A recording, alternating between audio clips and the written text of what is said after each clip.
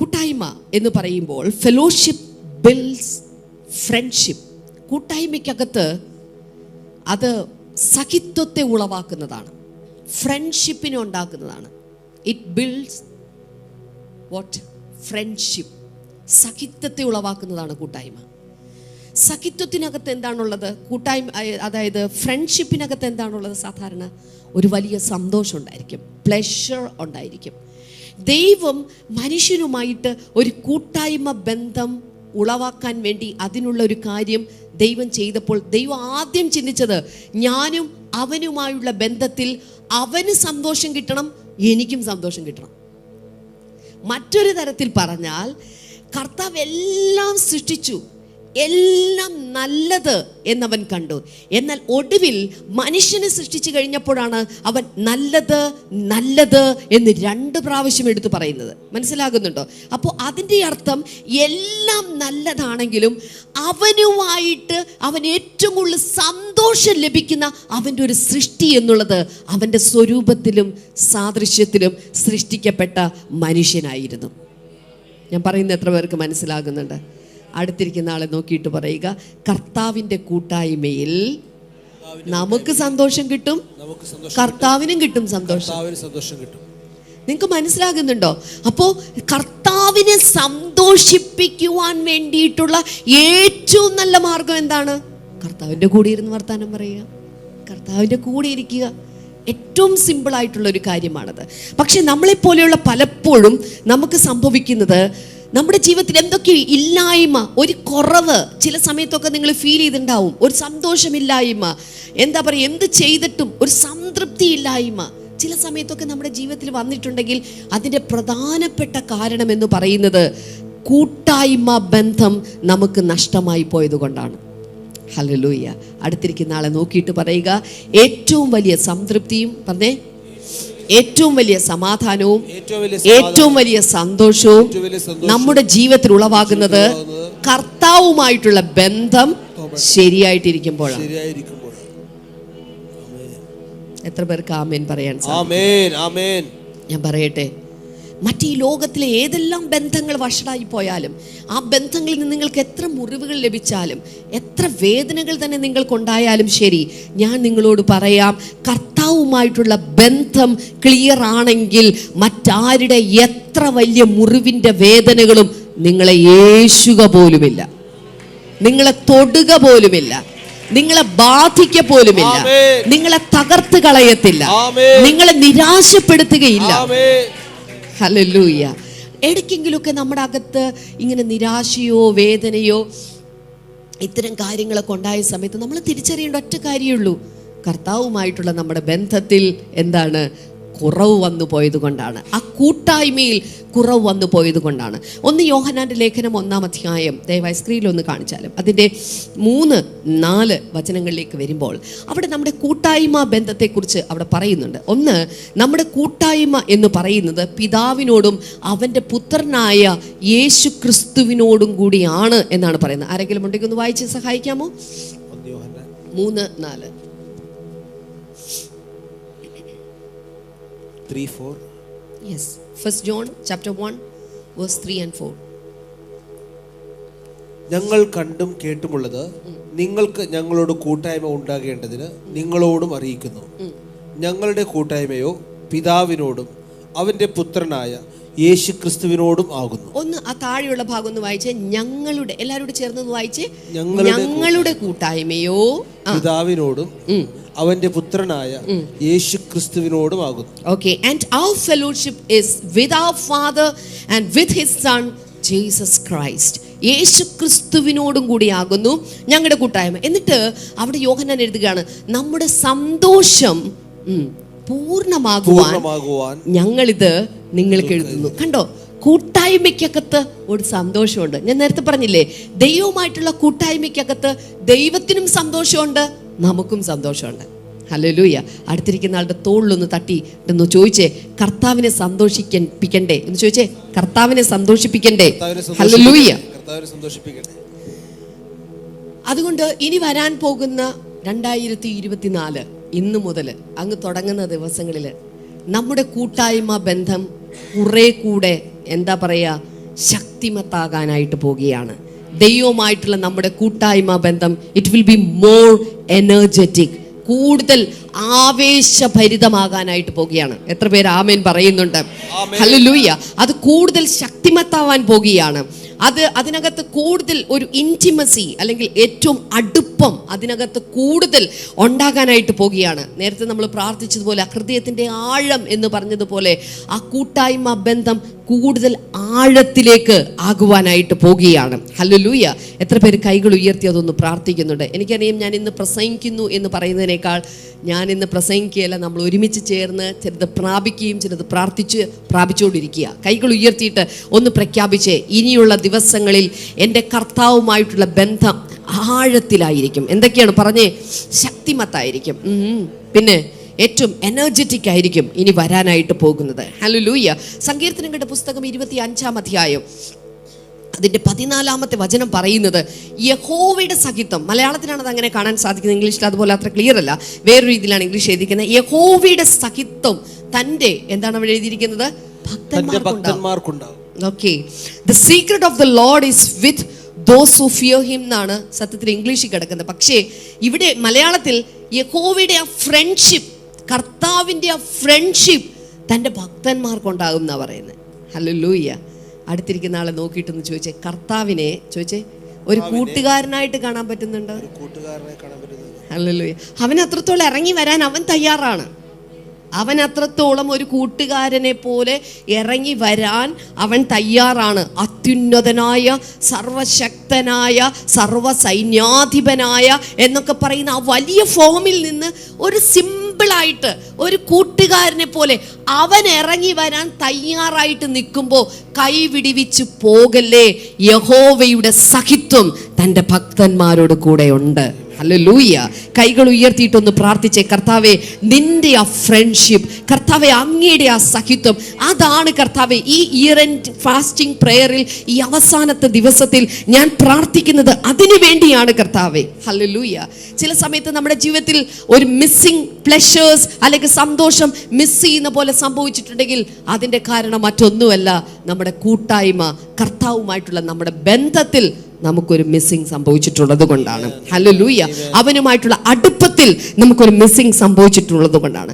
കർത്താവുമായിട്ടുള്ള ബന്ധത്തെ കർത്താവ് എപ്പോഴും, ഇന്നലെ രാത്രി പാസ്റ്റർ ഡാമിനും പറഞ്ഞിരുന്നത്, കർത്താവുമായിട്ടുള്ള ബന്ധത്തെ എപ്പോഴും ഭാര്യ ഭർത്ത ബന്ധത്തോട് തുലനം ചെയ്താണ് ബൈബിളിൽ സംസാരിക്കപ്പെട്ടിട്ടുള്ളത്, അല്ലേ? എന്താ, ഞാൻ നിന്നെ മരുഭൂമിയിലേക്ക് വശീകരിച്ച് കൊണ്ടുപോകും എന്നൊക്കെ പറഞ്ഞിട്ട്, അല്ലെങ്കിൽ പിന്നെ എന്താണ്, ഹോഷിയ അല്ലേ, തൻ്റെ ഭാര്യ തനിക്ക് നഷ്ടമായി പോകുന്നത് തിരിച്ചു വരുന്നത്, അല്ലെങ്കിൽ യെശയ്യാവിൻ്റെ പുസ്തകത്തിൽ ഒത്തിരി പ്രാവശ്യം മണവാട്ടിനെക്കുറിച്ചും മണവാളിനെക്കുറിച്ചും ഭാര്യയെക്കുറിച്ചും ഭർത്താവിനെക്കുറിച്ചും പറയുന്നു. ഇനി പുതിയ നിയമത്തിലേക്ക്, ഇനി പിന്നെ എന്താ പറയുക, ഉത്തമഗീതം മുഴുവൻ ഒരു പ്രാവശ്യം എനിക്കൊന്നു ഫ്രൈഡേ സർവീസിലും സൺഡേ സർവീസിലും ഒക്കെ പാസ്റ്റർ ഡാമിന് അത് പഠിപ്പിച്ചിരുന്നു നമ്മളെ, അല്ലേ? ആ സ്നേഹത്തെക്കുറിച്ച് പഠിപ്പിച്ചിരുന്നു. പുതിയ നിയമത്തിലേക്ക് വരുമ്പോൾ എഫേസ്യർക്ക് എഴുതിയ ലേഖനം 5-ാം അധ്യായത്തിൽ പൗലോസ് അപ്പോസ്തലനും ഭാര്യയും ഭർത്താവും തമ്മിലുള്ള കാര്യങ്ങൾ പറഞ്ഞു വന്നിട്ട് 5-ാം അധ്യായം അതിൻ്റെ 32-ാമത്തെ വചനത്തിലേക്ക് വരുമ്പോൾ this is a great mystery എന്നാണ് പറഞ്ഞിരിക്കുന്നത്. ഇതൊരു വലിയ മർമ്മമാകുന്നു എന്നിട്ട് പറഞ്ഞ് ഐ ആം ടോക്കിംഗ് അബൌട്ട്, അല്ലെ I am saying about what Christ and the church. അവിടെയാണ് പറയുന്നത്, ഇനിയിപ്പോൾ ഞാൻ സംസാരിച്ചു കൊണ്ടിരിക്കുന്നത് ക്രിസ്തുവിനെ കുറിച്ചും സഭയെക്കുറിച്ചുമാണ് ഞാൻ സംസാരിച്ചു കൊണ്ടിരിക്കുന്നത് എന്ന് പറയുന്നു. അപ്പം അതിൻ്റെ അർത്ഥം അവിടെ ഭാര്യയും ഭർത്താവും തമ്മിലുള്ള ഒരു ഇൻറ്റിമസിയെക്കുറിച്ച്, അവർ തമ്മിലുള്ള ബന്ധത്തെക്കുറിച്ച് ഒക്കെ പറയുന്നുണ്ട്.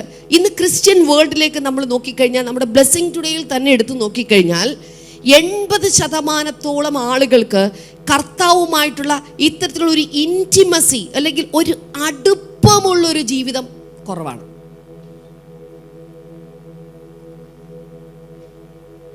അയ്യോ ക്ഷമ സിസ്റ്റർ എന്തൊക്കെ അബദ്ധം വിളിച്ച് പറയുവാണോ?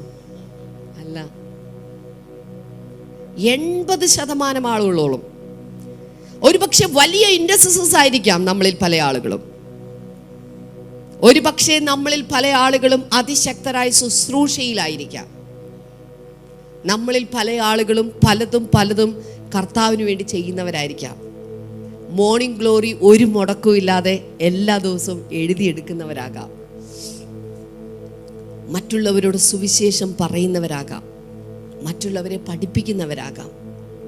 പക്ഷേ കർത്താവ് ആഗ്രഹിക്കുന്ന ആ കൂട്ടായ്മയുണ്ടല്ലോ, ആ ആഴത്തിലുള്ള ബന്ധത്തിലേക്ക് ഇറങ്ങുന്നവർ ക്രിസ്തീയ സമൂഹത്തിൽ തന്നെ 80% ആളുകളും അങ്ങനെയുള്ള ബന്ധത്തിലല്ലാതെ ജീവിക്കുന്നവരാണ് എന്നാണ് കണ്ടെത്തലുകൾ. അങ്ങനെ ചിന്തിക്കുമ്പോൾ ഈ 80% നമ്മളൊക്കെ പെട്ടിട്ടുണ്ട് അല്ലേ? നമ്മളൊക്കെ പെട്ടിട്ടുണ്ട് അതിനകത്ത്. ആ ഒരു ബന്ധത്തിലേക്ക് 80% നിന്ന് അടുത്ത 20% ഉണ്ടല്ലോ, അതിനകത്തേക്ക് കയറ്റുന്ന ഒരു പ്രാർത്ഥനയായി തീരട്ടെ ഈ ഒരു പ്രാർത്ഥന എന്ന് ഞാൻ ആശംസിക്കുകയാണ്. ഹല്ലേലൂയ. സാധാരണ രീതിയിൽ നമ്മൾ ചിന്തിക്കുന്ന നമുക്ക് ബന്ധമുണ്ട് എന്ന് നമ്മൾ കർത്താവുമായിട്ടുള്ള ബന്ധത്തിൽ ചിന്തിക്കുന്നൊക്കെയും പലപ്പോഴും ഹ്യൂമൻ റിലേഷൻഷിപ്സ് അനുസരിച്ചിട്ട്, ആ ഒരു മാനദണ്ഡം അനുസരിച്ചിട്ട്, മാനുഷികമായ ബന്ധങ്ങളുടെ മാനദണ്ഡത്തിലാണ് പലപ്പോഴും നമ്മളത് ചിന്തിച്ചുകൊണ്ടിരിക്കുന്നത്. മാനുഷിക ബന്ധങ്ങൾ ഓഫ് ആൻഡ് ഓൺ ആണ്. ഇന്ന് ഭാര്യയും ഭർത്താവും തമ്മിലുള്ള ഒരു ബന്ധം ഇന്ന് നല്ല മൂഡായിരിക്കും, നാളെ നല്ല മൂഡാവണമെന്നില്ല. അപ്പനും മകനും തമ്മിലുള്ളത് ഇന്ന് നല്ല മൂഡായിരിക്കും, അടുത്ത 2 ആഴ്ച നല്ല മൂഡാവണം എന്നില്ല. നമ്മുടെ പലപ്പോഴും മാനദണ്ഡങ്ങൾ, പക്ഷെ നമ്മൾ ചിന്തിക്കുന്നു ഓക്കെ ഒരു വീട്ടിൽ തന്നെയല്ലേ, കുഴപ്പമൊന്നുമില്ല, ഇങ്ങനെ പോവല്ലേ എന്ന് നമ്മൾ ചിന്തിക്കുന്ന പോലെ തന്നെയാണ് ദൈവത്തിന്റെ കാര്യത്തിലും പലപ്പോഴും നമ്മൾ കണക്കെടുക്കുന്നത്. ഞാൻ പറയുന്നത് മനസ്സിലാവുന്നുണ്ടോ നിങ്ങൾക്ക്?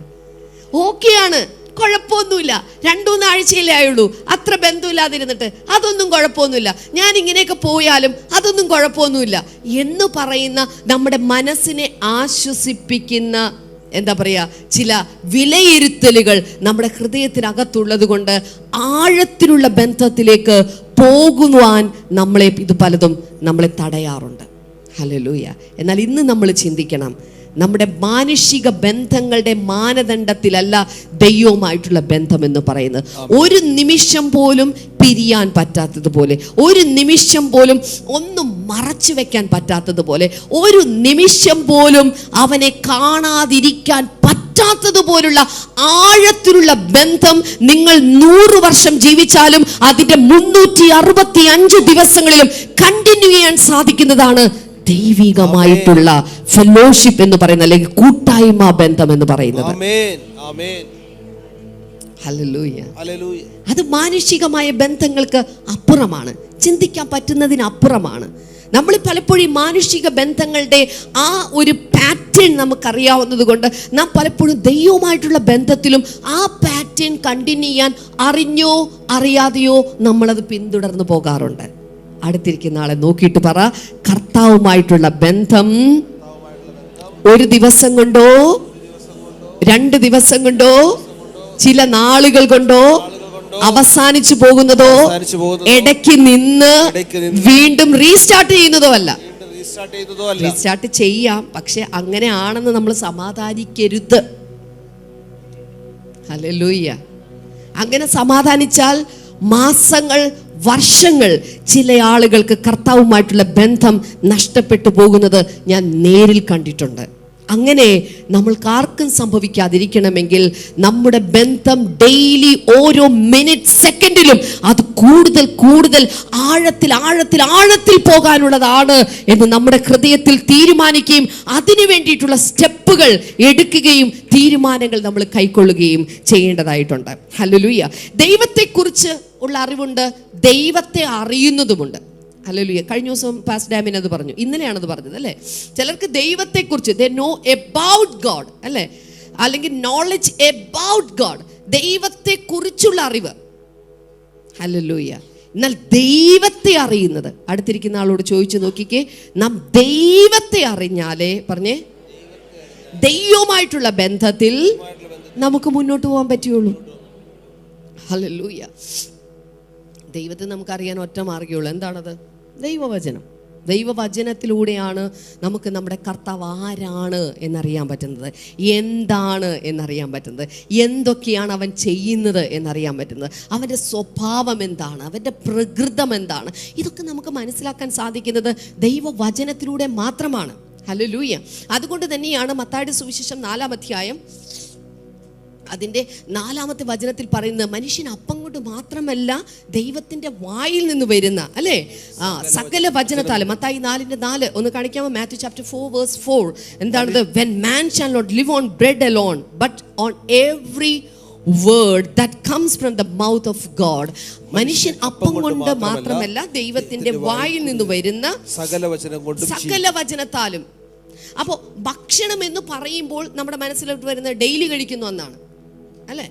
ഭക്ഷണം മാസത്തിലൊന്ന് കഴിക്കുന്നതാണോ ഭക്ഷണം? ഒരിക്കലുമില്ല. അതുകൊണ്ടാണല്ലോ അന്നന്നത്തേക്കുള്ള ആഹാരം എന്ന പ്രാർത്ഥനയിൽ പോലും കർത്താവ് നമ്മളെ പഠിപ്പിച്ച പ്രാർത്ഥനയിൽ അല്ലേ, ദിനം തോറുമുള്ള ആഹാരം, ഡെയിലി ബ്രെഡ് എന്ന് പോലും ഉൾപ്പെടുത്തിക്കപ്പെട്ടത് ഭക്ഷണം ദിനം തോറുമുള്ള ഒരു കാര്യമാണ്. അപ്പോൾ ദൈവവുമായിട്ടുള്ള ബന്ധത്തിൽ നമ്മൾ ആഴത്തിലേക്ക് വരുവാൻ നമുക്ക് ഏറ്റവും പ്രധാനപ്പെട്ട കാര്യമാണ് ദിനം തോറുമുള്ള പുതിയ നിയമത്തിലേക്ക് വരുമ്പോൾ ആഹാരമായിരിക്കുന്ന ദൈവത്തിൻ്റെ വചനം എന്ന് പറയുന്നത്. ഹല്ലേലൂയ. കർത്താവിന് ഡെയിലി നമുക്കൊരു വചനം നൽകാൻ സാധിക്കും. നമ്മുടെ പാസ്റ്റർ ഒരിക്കൽ പറഞ്ഞായിരുന്നു അല്ലേ, എനിക്ക് എല്ലാ ദിവസവും ഒരു പുതിയ വെളിപ്പാട് കിട്ടണമേ എന്ന് ഞാൻ പ്രാർത്ഥിക്കാറുണ്ട്. പാസ്റ്ററിന് അതുപോലെ എല്ലാ ദിവസവും ഒരു പുതിയ വെളിപ്പാട് കിട്ടാറുണ്ട് എന്ന് പറയാറുണ്ട്. ഞാനും അത് പരീക്ഷിച്ച് നോക്കിയപ്പം എനിക്കും അത് മനസ്സിലാകാൻ തുടങ്ങി. എന്താണ്? ഡെയിലി ഒരു വെളിപ്പാട് ദൈവവചനത്തിൽ നിന്നും അതുപോലെ ദൈവിക മർമ്മങ്ങളിൽ നിന്നും ചില വെളിപ്പാടുകൾ ഡെയിലി ലഭിക്കുവാനായിട്ട് തുടങ്ങി. അടുത്തിരിക്കുന്ന ആളെ നോക്കിയിട്ട് പറ, ദൈവം പറഞ്ഞേ ഡെയിലി നൽകുന്നവനാണ്. മരുഭൂമിയിലും അങ്ങനെ തന്നെയല്ലായിരുന്നു. മന്ന കൊടുത്തപ്പം ആഴ്ചയിൽ ഒരിക്കൽ പിറക്കി കൂട്ടിക്കോ, ആഴ്ചയിൽ ഒരു ദിവസം, ബാക്കി ഫ്രിഡ്ജിൽ വെച്ചോ, അങ്ങനെയൊന്നും പറഞ്ഞില്ല. എന്താ കൊടുത്തേ? അന്നത്തേക്ക് ഡെയിലി കൊടുത്തു. ദൈവം ദിനം തോറും daily സംസാരിക്കുന്നവനാണ്. God can speak daily, every day. ദൈവത്തിന് ദിനം തോറും എല്ലാ ദിവസവും സംസാരിക്കാൻ പറ്റും. ഉൽപ്പത്തി പുസ്തകം 1-ാം അധ്യായത്തിലേക്ക് വരൂ. 1-ാം അധ്യായത്തിലേക്ക് വരുമ്പോൾ ദൈവം 1-ാമത്തെ ദിവസം എന്താ സംസാരിച്ചത്? Let there be light, വെളിച്ചം ഉണ്ടാകട്ടെ എന്ന് പറഞ്ഞു. 2-ാമത്തെ ദിവസത്തിലേക്ക് വന്നപ്പോൾ എന്താണ് ദൈവം പറഞ്ഞത്? ആകാശം. കണ്ടോ, ഡെയിലി സംസാരിക്കുക കർത്താവ്. ആകാശം ഉണ്ടാകട്ടെ എന്ന് പറയുകയാണ് അവിടെ. 3-ാമത്തെ ദിവസത്തേക്ക് വന്നപ്പോൾ എന്താണ് അവിടെ സംഭവിക്കുന്നത്? ആകാശത്തിന്റെ കീഴിൽ വെള്ളമെല്ലാം ഒരു സ്ഥലത്താകട്ടെ. അതായത് let there be water or seas and land എന്നാണ് പറയുന്നത്. അവിടെ കടലും അതുപോലെ കരയും ഉണ്ടാകട്ടെ എന്ന് പറയുകയാണ്. 4-ാമത്തെ ദിവസത്തിലേക്ക് വന്നപ്പോൾ കർത്താവ് എന്താ പറയുന്നത്? അവിടെ സൂര്യൻ ഉണ്ടാകട്ടെ, ചന്ദ്രൻ ഉണ്ടാകട്ടെ, നക്ഷത്രങ്ങൾ ഉണ്ടാകട്ടെ. let there be sun, the moon and the stars എന്നാണ് പറയുന്നത്. അവിടെ ഇത് മൂന്നും ഉണ്ടാകട്ടെ എന്ന് പറയുകയാണ്. 5-ാമത്തെ ദിവസത്തിലേക്ക് വരുമ്പോൾ കർത്താവ് എന്താണ് ചെയ്യുന്നത്? എല്ലാവിധമായിട്ടുള്ള എന്താ പറയാ, വെള്ളത്തിനകത്തുള്ളതും ആകാശത്തിന്റെ മുകളിലുള്ളതും. ആകാശം ഒരു വെള്ളമാണെന്ന് ഓർക്കണം. താഴെ വെള്ളം, ഇവിടെ താഴത്തെ വെള്ളം. അതുകൊണ്ട് വെള്ളത്തിലാണ് സത്യം പറഞ്ഞ പറവകളെയും അതുപോലെ തന്നെ മത്സ്യങ്ങളെയും എല്ലാം ദൈവം സൃഷ്ടിച്ചിട്ട് അതുണ്ടാകട്ടെ എന്ന് പറഞ്ഞു.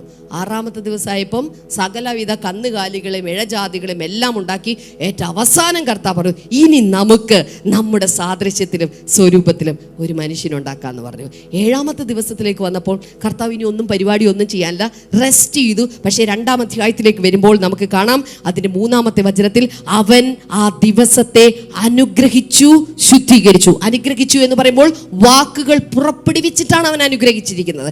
സോ 1-ാം ദിവസം മുതൽ 7-ാം ദിവസം വരെ കർത്താവ് ഈ ഭൂമിക്ക് വേണ്ടി, മനുഷ്യനു വേണ്ടി, മാനവകുലത്തിനു വേണ്ടി, പ്രപഞ്ചത്തിനു വേണ്ടി അവൻ സംസാരിച്ചിരുന്നു. അതിന്റെ അർത്ഥം കർത്താവിന് തിങ്കളാഴ്ച സംസാരിക്കാൻ സാധിക്കും, ചൊവ്വാഴ്ച സംസാരിക്കാൻ സാധിക്കും, ബുധൻ, വ്യാഴം, വെള്ളി, ശനി, ഞായർ ഓരോ ദിവസവും കർത്താവിന് സംസാരിക്കാനുണ്ട് എന്നാണ് ഉൽപ്പത്തി പുസ്തകം 1-ാം അധ്യായം പഠിപ്പിക്കുന്നത്. അടുത്തിരിക്കുന്ന ആളെ നോക്കിയിട്ട് പറ, കർത്താവ് സംസാരിക്കാൻ തയ്യാറാണ്? ചോദിച്ചേ, നിങ്ങൾ കേൾക്കാൻ തയ്യാറാണോ? ഇത്ര മാത്രമേ ഉള്ളൂ. കർത്താവിൻ്റെ ബന്ധത്തിന് കർത്താവ് ഡെയിലി സംസാരിക്കാൻ തയ്യാറാണ്. പക്ഷെ നമ്മൾ തയ്യാറാണോ?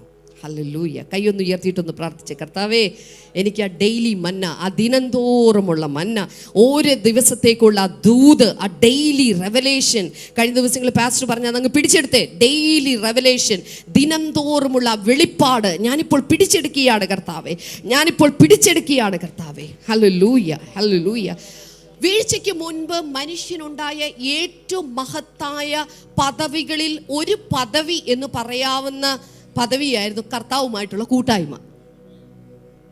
പല പദവികളുണ്ടായിരുന്നു. വീഴ്ച, പാപം ചെയ്ത് വീഴ്ച ആ സംഭവിക്കുന്നതിന് മുമ്പ്, അതായത് ഉൽപ്പത്തി പുസ്തകം 3-ാം അധ്യായം അത് സംഭവിക്കുന്നതിന് മുമ്പ്, ആ വീഴ്ച സംഭവിക്കുന്നതിന് മുമ്പ് ദൈവം മനുഷ്യർക്ക് ഒത്തിരി പദവികൾ കൊടുത്തിരുന്നു. അധികാരവും വാഴ്ചയും എല്ലാം ഫുള്ള് അതിൻ്റെ 100% മനുഷ്യൻ്റെ കയ്യിലായിരുന്നു. എന്നാൽ ആ പദവികളിൽ ഒരു പ്രധാനപ്പെട്ട പദവിയായിരുന്നു എന്ത്? ദൈവത്തിന് മനുഷ്യരോടുള്ള കൂട്ടായ്മ എന്ന് പറയുന്നത്. ഹല്ലേലൂയ. അടുത്തിരിക്കുന്ന ആളെ നോക്കിയിട്ട് പറ, ആ പദവിയിലേക്ക് നമുക്കൊന്ന് തിരിച്ച് കയറണം. പറഞ്ഞേ. ചില ആളുകളൊക്കെ പറയാറില്ലേ, പണ്ട് എൻ്റെ അപ്പൂപ്പന്മാരുടെ പ്രതാപം എന്തായിരുന്നു അറിയാമോ? ഇത്ര ഏക്കർ നിലമായിരുന്നു, ഇത്ര സംഭവമായിരുന്നു, അതായിരുന്നു, ഇതായിരുന്നു, ഞങ്ങളിപ്പോൾ ഇങ്ങനെ ആയി പോയെന്നേ ഉള്ളൂ എന്നൊക്കെ പറയാറുണ്ട്. ഹല്ലേലൂയ. ഇതുപോലെ തന്നെ ഞാൻ നിങ്ങളോട് പറയുക, നമ്മുടെ പദവി അന്ന് ഏദൻ തോട്ടത്തിൽ വെച്ച് നഷ്ടമായി പോയ ആ പദവിയെ യേശു ക്രിസ്തുവിലൂടെ കർത്താവ് നമുക്ക് തിരിച്ചു തന്നു കഴിഞ്ഞിരിക്കുകയാണ്. ഹല്ലേലൂയ. അതുകൊണ്ടാണ് ഉൽപ്പത്തി പുസ്തകം 1-ാം അധ്യായം 26-ാമത്തെ വചനത്തിലേക്ക് വരുമ്പോൾ നമ്മൾ നേരത്തെ കണ്ടത് തന്നെ എന്താണ്? ദൈവം മനുഷ്യനെ അവന്റെ സാദൃശ്യത്തിലും സ്വരൂപത്തിലുമാണ് ദൈവം മനുഷ്യനെ സൃഷ്ടിച്ചിരിക്കുന്നത്. എന്തിനാണ് ദൈവം ആ സാദൃശ്യത്തിലും സ്വരൂപത്തിലും അവനെ പോലെയാകാൻ സൃഷ്ടിച്ചത്? ഞാൻ പറഞ്ഞു കഴിഞ്ഞതാണ്. എന്തിനു വേണ്ടിയായിരുന്നു? കൂട്ടായ്മയ്ക്ക് വേണ്ടിയിട്ട്. അവൻ സംസാരിക്കുന്നത് പിടിച്ചെടുക്കുന്ന ചെവി ആർക്കുണ്ടാവണം? മനുഷ്യനുണ്ടാവണം. ആത്മീയ ചെവിയാണെന്ന് മാത്രം. ഓക്കെ. അതുപോലെ മനുഷ്യൻ സംസാരിക്കുന്നത് പിടിച്ചെടുക്കുന്ന ചെവി ആർക്കുണ്ട്? കർത്താവിനും ഉണ്ട്. മനസ്സിലാകുന്നുണ്ട് നിങ്ങൾക്ക്? അങ്ങോട്ടും ഇങ്ങോട്ടും മ്യൂച്വലായിട്ട് സകല കാര്യങ്ങളും സംസാരിക്കാൻ, ആശയവിനിമയം നടത്താൻ, അതിൻ്റെ ഫീലിങ്സ് ഉണ്ടാകാൻ, ആ രീതിയിലുള്ളൊരു കൂട്ടായ്മ ബന്ധം ഉണ്ടാകാൻ വേണ്ടിയിട്ടാണ് മനുഷ്യനെ ദൈവം അവൻ്റെ സാദൃശ്യത്തിലും സ്വരൂപത്തിലും സൃഷ്ടിച്ചത്. ഹല്ലേലൂയ. കർത്താവിന് ബോറടിച്ചിട്ടൊന്നുമല്ല. അങ്ങനെ ചിന്തിക്കരുത്. അതുകൊണ്ട് ബോറടിച്ചുകൊണ്ട് ഒരാളെ ഉണ്ടാക്കി എന്ന് ചിന്തിക്കരുത്. ബോറടിച്ചിട്ടൊന്നുമല്ലായിരുന്നു. പകരം അവൻ്റെ ഹൃദയം അതുപോലെ പകരാൻ വേണ്ടിയിട്ട്, അവനുമായിട്ട് അതുപോലെ കൂട്ടായ്മ ബന്ധം ആചരിക്കാൻ വേണ്ടിയിട്ട് ഒരുവനെ ആവശ്യമുണ്ടെന്ന് അവന് തോന്നി. അതിനു വേണ്ടിയിട്ടാണ് ദൈവം ആദിയിൽ മനുഷ്യനെ ഉണ്ടാക്കിയത്. ഹല്ലേലൂയ. ഈ ഉപവാസ പ്രാർത്ഥനയുടെ അവസാനത്തെ ദിനങ്ങളിൽ നിൽക്കുമ്പോൾ ഞാൻ വീണ്ടും വീണ്ടും എൻ്റെ ഹൃദയത്തിൻ്റെ അടിത്തട്ടിൽ നിന്നുകൊണ്ട് ഞാൻ നിങ്ങളോട് പറയുകയാണ്, നമുക്ക് കർത്താവ് നമ്മളെ സൃഷ്ടിച്ച ആ ഉദ്ദേശ ലക്ഷ്യത്തിലേക്ക് ഈ 2024 വരാൻ പോകുമ്പോൾ അങ്ങോട്ടുള്ള 365 ദിവസവും, ഇനി 2 ദിവസവും കൂടിയുണ്ട്. അങ്ങനെ 367 ദിവസങ്ങൾ കർത്താവുമായിട്ടുള്ള ആഴത്തിലുള്ള ബന്ധത്തിലേക്ക്. Jesus lord. കൈകളുണ്ടെങ്കിൽ ആ കൈകളൊന്ന് ചേർത്തടിച്ച് അന്യഭാഷയിലൊന്ന് സ്തുതിക്കാനായി തുടങ്ങിക്കേ. Hallelujah, hallelujah, hallelujah. റഖറബ ശംതലബ റബൗഷികറബസി അർത്ഥന രഗദന ഗദര ബൗഷികാന ഗദര ഗദര റിബൽ കബാരഗശസി. Hallelujah, hallelujah. ഞാൻ ഒരിക്കൽ കൂടെ ആവർത്തിക്കുകയാണ്, കർത്താവിന് ഒരിക്കലും ഒരു ഒരു സൃഷ്ടിയുമായിട്ടുള്ള ബന്ധമല്ല നമ്മളോടുള്ള ബന്ധത്തിൽ കർത്താവ് പുലർത്തിയത്. മറിച്ച് ദൈവ മകൻ മകൾ എന്ന് പറയുന്ന ആ ബന്ധം തന്നിൽ നിന്ന് പുറത്തേക്ക് വന്ന തൻ്റെ സ്വരൂപത്തിനും തൻ്റെ സാദൃശ്യത്തിനും, അല്ലേ? ചിലപ്പോൾ പറയില്ലേ, അപ്പൻ്റെ പോലെ തന്നെ ഉണ്ട്, അമ്മയുടെ പോലെ തന്നെ ഉണ്ട് നമ്മൾ പറയില്ലേ? ഇതുപോലെ ആ പിതാവിൻ്റെ അകത്ത് നിന്ന് അവൻ്റെ സാദൃശ്യത്തിനും അവൻ്റെ സ്വരൂപത്തിനും പുറത്തു വന്ന അവൻ്റെ മകനെ പോലെയാണ്, മകളെ പോലെയാണ് കർത്താവ് നമ്മളെ സൃഷ്ടിച്ചത്. ഹല്ലേലൂയ. അതുകൊണ്ട് ഒരു സൃഷ്ടിക്ക് കൊടുത്തിരിക്കുന്ന മഹത്വവും മഹിമയും അല്ല നമുക്ക് തന്നിരിക്കുന്നത്. ദൂതന്മാരെക്കാൾ മുകളിലുള്ള ക്ലാസ്സിലാക്കിക്കൊണ്ട് ആ മഹത്വവും ആ മാനവുമാണ് കർത്താവ് നമ്മളെ അണിയിച്ചിരിക്കുന്നത്. ഹല്ലേലൂയ. ഒന്ന് കൈകളൊന്ന് ഉയർത്തി കർത്താവിനൊന്ന് സ്തുതിക്കാനായി തുടങ്ങിക്കേ. Hallelujah, hallelujah, hallelujah. അതുകൊണ്ടാണ് റോമർക്ക് എഴുതിയ ലേഖനം 8-ാം അധ്യായം 26-ാമത്തെ വചനത്തിൽ പറഞ്ഞ ആത്മാവ് താനും എന്താണ് നമ്മളോട് സാക്ഷ്യം പറയുന്നു, ഞാൻ ദൈവത്തിൻ്റെ മകനാണ് എന്ന് സാക്ഷ്യം പറയുകയാണ്. ഹല്ലേലൂയ. എന്താ സംഭവിച്ചത്? ദൈവത്തിൻ്റെ മകനെ പോലെ ഇരുന്നു കൊണ്ട് ആ കൂട്ടായ്മ ബന്ധം ആചരിക്കാൻ വേണ്ടി ഇരുന്നതിൻ്റെ ഇടയിൽ വീഴ്ച സംഭവിച്ചു. പക്ഷേ ആ വീഴ്ച നിമിത്തം എല്ലാ കൂട്ടായ്മയും താറുമാറായെങ്കിലും ഇത് ആത്മാവ് നിമിത്തം ക്രിസ്തു യേശുവിലൂടെ ആ കൂട്ടായ്മയിലേക്ക് വീണ്ടും നമ്മളെ പുതുക്കി ആ പദവിയിലേക്ക് കർത്താവ് നമ്മളെ കൊണ്ടുവന്നിരിക്കുകയാണ്. ഗലാത്യർക്ക് എഴുതിയ ലേഖനം 3-ാം അധ്യായം 26-ാമത്തെ വചനത്തിലേക്ക് പറയുന്നത് എന്താണ്? ക്രിസ്തു യേശുവിലുള്ള വിശ്വാസത്താൽ നാം അവൻ്റെ മക്കളായി തീർന്നിരിക്കുകയാണ്. ഹല്ലേലൂയ. എന്താ സംഭവിച്ചിരിക്കുന്നത്? അവൻ്റെ സാദൃശ്യത്തിൽ സ്വരൂപത്തിൽ അവൻ്റെ മക്കളാക്കി നമ്മെ സൃഷ്ടിച്ചിട്ടാണ് അവൻ കൂട്ടായ്മ ബന്ധം ആചരിക്കുന്നത്. കടുവയോടൊപ്പം, പുലിയോടൊപ്പം, കൊരങ്ങനോടൊപ്പം, പാമ്പിനോടൊപ്പം, തേളിനോടൊപ്പം, പാറ്റയോടൊപ്പം അല്ല അവൻ ബന്ധം സ്ഥാപിക്കാൻ തുനിഞ്ഞത്. അതൊക്കെ അവന്റെ തുലോം സൃഷ്ടികളായിരിക്കുമ്പോൾ അവന്റെ മകനാക്കി, മകളാക്കി, അവന്റെ സാദൃശ്യത്തിൽ, സ്വരൂപത്തിൽ നമ്മെ സൃഷ്ടിച്ചിട്ട് ആ ബന്ധത്തിൽ നിന്നുകൊണ്ട് അവന്റെ സ്റ്റാൻഡേർഡിന് അടുത്ത സ്റ്റാൻഡേർഡിൽ ആക്കിക്കൊണ്ടാണ് അവൻ നമ്മളുടെ കൂട്ടായ്മ ആചരിച്ചിരിക്കുന്നത്. ഹല്ലേലൂയ. ചേർന്ന് കൈകൾ ഉയർത്തി ഒരിക്കൽ കൂടി ഒരു ഹല്ലേലൂയ പറഞ്ഞാൽ. അതുകൊണ്ടാണ് യോഹന്നാന്റെ ലേഖനത്തിൽ 3-ാം അധ്യായത്തിൽ പറയുന്നത്, കാൺമീൻ നാം ദൈവമക്കൾ എന്ന് വിളിക്കപ്പെടുവാൻ പിതാവ് നമുക്ക് എത്ര വലിയ സ്നേഹമാണ് നൽകിയിരിക്കുന്നത്. ഹല്ലേലൂയ. കർത്താവ് അത്രയും വലിയ സ്നേഹത്താൽ നമ്മളെ ദൈവമക്കളാക്കി തീർന്നിരിക്കുക. മറ്റൊരു തരത്തിൽ പറഞ്ഞാൽ കർത്താവിൻ്റെ കുടുംബത്തോട് നമ്മളെ ബന്ധിക്കുന്ന കൂട്ടായ്മ ബന്ധമാണ് അവൻ ആഗ്രഹിക്കുന്നത്. ഹല്ലേലൂയ. നമ്മുടെ ഇവിടെ ചില ബന്ധങ്ങളൊക്കെ ഉണ്ട്. അവർ തമ്മിൽ നല്ല ബന്ധമായിരിക്കും, വീട്ടുകാർ തമ്മിൽ ഒരു ബന്ധവും കാണത്തില്ല. മനസ്സിലായി? ഞാനും ഈ ആൻറ്റിയും തമ്മിൽ നല്ല ബന്ധം കാണും, പക്ഷെ എൻ്റെ വീട്ടുകാരും ആൻറ്റിയുടെ വീട്ടുകാരും തമ്മിൽ, അല്ലെങ്കിൽ ആൻറ്റിയുടെ വീട്ടുകാരുടെ അടുത്ത് എന്നെ അടുപ്പിക്കത്തില്ല. ശ്രദ്ധിച്ചിട്ടുണ്ടോ? അങ്ങനെയുള്ള ബന്ധങ്ങൾ ഉണ്ട്. അവർ തമ്മിൽ നല്ല ബന്ധമായിരിക്കും, പക്ഷെ ആ വീട്ടുകാരടിപ്പിക്കത്തില്ല. പക്ഷെ നമ്മുടെ കർത്താവ് അങ്ങനെയല്ലായിരുന്നു. നമ്മുടെ കർത്താവിൻ്റെ കൂട്ടായ്മ ബന്ധത്തിൽ, നമ്മുടെ പിതാവിൻ്റെ കൂട്ടായ്മ ബന്ധത്തിൽ ഒരു പ്രത്യേകതയുണ്ട്. അവൻ നമ്മെ അവൻ്റെ കുടുംബത്തിനകത്തേക്ക് നമ്മളെ പ്രവേശിപ്പിച്ചിരിക്കുകയാണ്. അവൻ്റെ പുത്രനോടുകൂടെ, അവൻ്റെ ആത്മാവായ പരിശുദ്ധാത്മാവിനോടുകൂടെ, ഈവൻ അവൻ്റെ ദൂതന്മാരോട് പോലും ബന്ധിക്കപ്പെട്ട തലത്തിൽ നമ്മുടെ ആത്മീക ജീവിതത്തിൽ അവൻ നമ്മെ ബന്ധിപ്പിച്ചു വെച്ചിരിക്കുക. കാണുന്നുണ്ടോ ആ ബന്ധത്തിൻ്റെ? ഹല്ലേലൂയ. എന്ന് വെച്ചാൽ കർത്താവ് ആജ്ഞ കൊടുത്താൽ പോകുന്നതാണ് ദൂതന്മാർ. പുതിയ നിയമത്തിലേക്ക് വരുമ്പോൾ നമ്മുടെ ആജ്ഞാനുവർത്തികളായിട്ട് മാറി. പിതാവ് നിന്നിട്ട് പറയുകയാണ്, ഇപ്പം ഞങ്ങളുടെ വീട്ടിൽ ഒരു ഡ്രൈവർ ഉണ്ടെങ്കിൽ ഞാൻ പറയുകയാണ്, എന്താ പറയുക, ഇന്ന ആളെ കൊണ്ടുപോയി ഇങ്ങനെ ഒന്ന് പിക്ക് ചെയ്ത് എടുത്തുകൊണ്ട് പോകുന്നൊക്കെ പറയുന്നു. പക്ഷെ ഞങ്ങളുടെ കുടുംബത്തിലേക്ക് ഇപ്പോൾ ഒരു പുതിയൊരു മെമ്പർ കൂടെ വന്നു, അല്ലേ? എമിയുടെ ഹസ്ബൻഡ് വന്നു. പക്ഷെ അദ്ദേഹം വന്നിട്ടും പറയുകയാണ് നമ്മുടെ ഡ്രൈവറോട്, അങ്ങനെ പൊക്കോ, എടുത്തു. മനസ്സിലാവുന്നുണ്ടോ നിങ്ങൾക്ക്? കേൾക്കത്തില്ലേ ഡ്രൈവർ? കേൾക്കും. കാരണം എന്താണ്? ആ വീട്ടിലെ അവകാശവുമായിട്ട് ഒരാൾ കൂടെ കയറി വന്നിരിക്കുകയാണ്. ഞാൻ പറയുന്നത് നിങ്ങൾക്ക് എത്ര പേർക്ക് മനസ്സിലാകുന്നുണ്ട്? ഇതുപോലെ തന്നെയാണ് ദൈവം തമ്പുരാൻ നമ്മെ അവൻ്റെ കുടുംബത്തിനകത്തേക്ക് കയറ്റിയാണ് കൂട്ടായ്മ ബന്ധത്തിലാക്കി വെച്ചിരിക്കുന്നത്.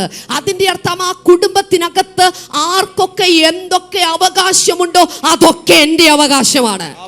ഹല്ലേലൂയ. ക്രിസ്തുവിൽ ഞാൻ അവകാശികളും പിന്നെന്താ കൂട്ട് അവകാശികളുമായി തീർന്നിരിക്കുകയാണ്. ദൂതന്മാരോട് ക്രിസ്തു എന്ത് കൽപ്പിക്കുന്നുവോ, അല്ലെങ്കിൽ പിതാവ് എന്ത് കൽപ്പിക്കുന്നുവോ, അതുപോലെ എനിക്കും നിനക്കും ദൂതന്മാരോട് പറയുവാനുള്ള അവകാശത്തിലേക്ക് എന്നെയും നിങ്ങളെയും കർത്താവ് കുടുംബത്തിന്റെ അധികാരത്തോട് ചേർത്ത് പണിതിരിക്കുകയാണ്. ഹല്ലേലൂയ. അതാണ് കൂട്ടായ്മ ബന്ധം എന്ന് പറയുന്നത്. അടുത്തിരിക്കുന്ന ആളെ നോക്കിയിട്ട് പറ, നമുക്ക് ഇങ്ങനെയൊന്നും ജീവിച്ചാൽ പോരാ. പറഞ്ഞേ, ആ കുടുംബത്തിന്റെ മഹത്വം അനുസരിച്ച്, പറഞ്ഞേ, ആ കുടുംബത്തിന്റെ പദവി അനുസരിച്ച്, ആ കുടുംബത്തിന്റെ അധികാരം അനുസരിച്ച് നമുക്കൊന്ന് വാഴണ്ടേ? ഒന്ന് ചോദിച്ചേ. നിങ്ങളുടെ ചോദ്യം കണ്ടു കഴിഞ്ഞാൽ എന്താണ് പിച്ചക്കാർ ചോദിക്കുന്നില്ല. ഒന്നുകൂടെ നേരം ചോദിച്ചേ. നമ്മുടെ കുടുംബത്തിൻ്റെ മഹത്വം അനുസരിച്ച്, നമ്മുടെ കുടുംബത്തിൻ്റെ പദവി അനുസരിച്ച്, നമ്മുടെ കുടുംബത്തിൻ്റെ അധികാരം അനുസരിച്ച്, നമ്മുടെ കുടുംബത്തിൻ്റെ നിലവാരം അനുസരിച്ച്, ഹല്ലേലൂയ, ചിലപ്പോൾ പാവപ്പെട്ട പെൺകുട്ടിയായിരിക്കാം, പക്ഷെ കെട്ടിക്കയറി ചെന്നത് ഒരു ധനാഢ്യനായ ഒരു കുടുംബത്തിനകത്താണെങ്കിൽ ആ കുടുംബത്തിൻ്റെ മഹത്വത്തിനനുസരിച്ച്, പദവിക്കനുസരിച്ച് ആ പെൺകുട്ടി മാറുന്നത് പോലെ ഇന്ന് ഇവിടെ നിൽക്കുന്ന ബ്ലെസ്സിംഗ് ടുഡേയുടെ ഓരോ വിശ്വാസികളോട് ഞാൻ പറയുകയാണ്, പഴയത് നമുക്ക് അവസാനിപ്പിക്കാം. ഈ ലോകത്തിലെ കുടുംബങ്ങളുടെ പേരുള്ള പലതും അവസാനിപ്പിച്ചിട്ട് സ്വർഗീയ കുടുംബത്തിന്റെ മഹത്വത്തിനും പദവിക്കും അനുസരിച്ച്, അധികാരത്തിനും നിലവാരത്തിനും അനുസരിച്ച് നമുക്കൊന്ന് എഴുന്നേൽക്കാം.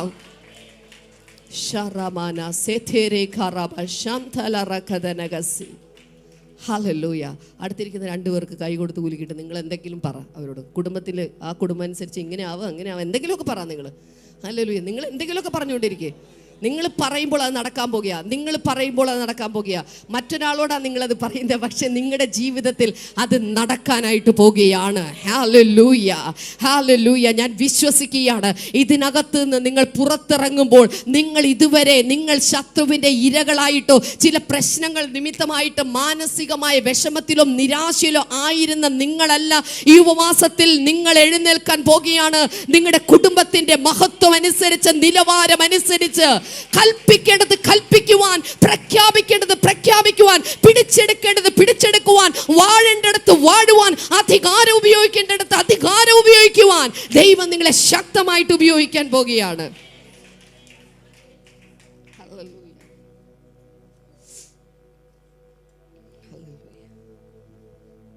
പക്ഷെ കർത്താവിന് ഏറ്റവും കൂടുതൽ സങ്കടം എന്താണെന്നറിയോ? കർത്താവിന് സന്തോഷം എന്താണെന്ന് പറഞ്ഞ് നമ്മളായിട്ടുള്ള കൂട്ടായ്മ.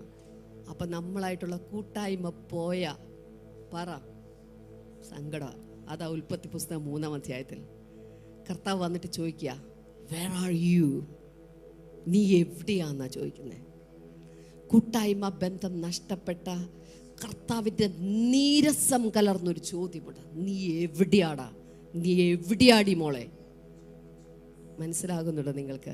ഇന്ന് ഞാനിത് പറഞ്ഞുകൊണ്ടിരിക്കുമ്പോൾ നിങ്ങളുടെ ഹൃദയത്തിനകത്ത് ആ ശബ്ദം അലയ്ക്കട്ടെ എന്ന് ഞാൻ ഹൃദയത്തിൽ നിന്ന് പ്രാർത്ഥിക്കുകയാണ്. ഒരു നിമിഷം കണ്ണടച്ചേ. കർത്താവ് നിങ്ങളോട് ചോദിക്കുക, നീ എവിടെയാടി മോളെ? നീ എവിടെയാടാ മോനെ? നീ എവിടെയാ നിൽക്കുന്നേ? Hallelujah, Jesus. Come back to your father's heart. നിങ്ങളുടെ പിതാവിൻ്റെ ഹൃദയത്തിലേക്ക് മടങ്ങി വരിക.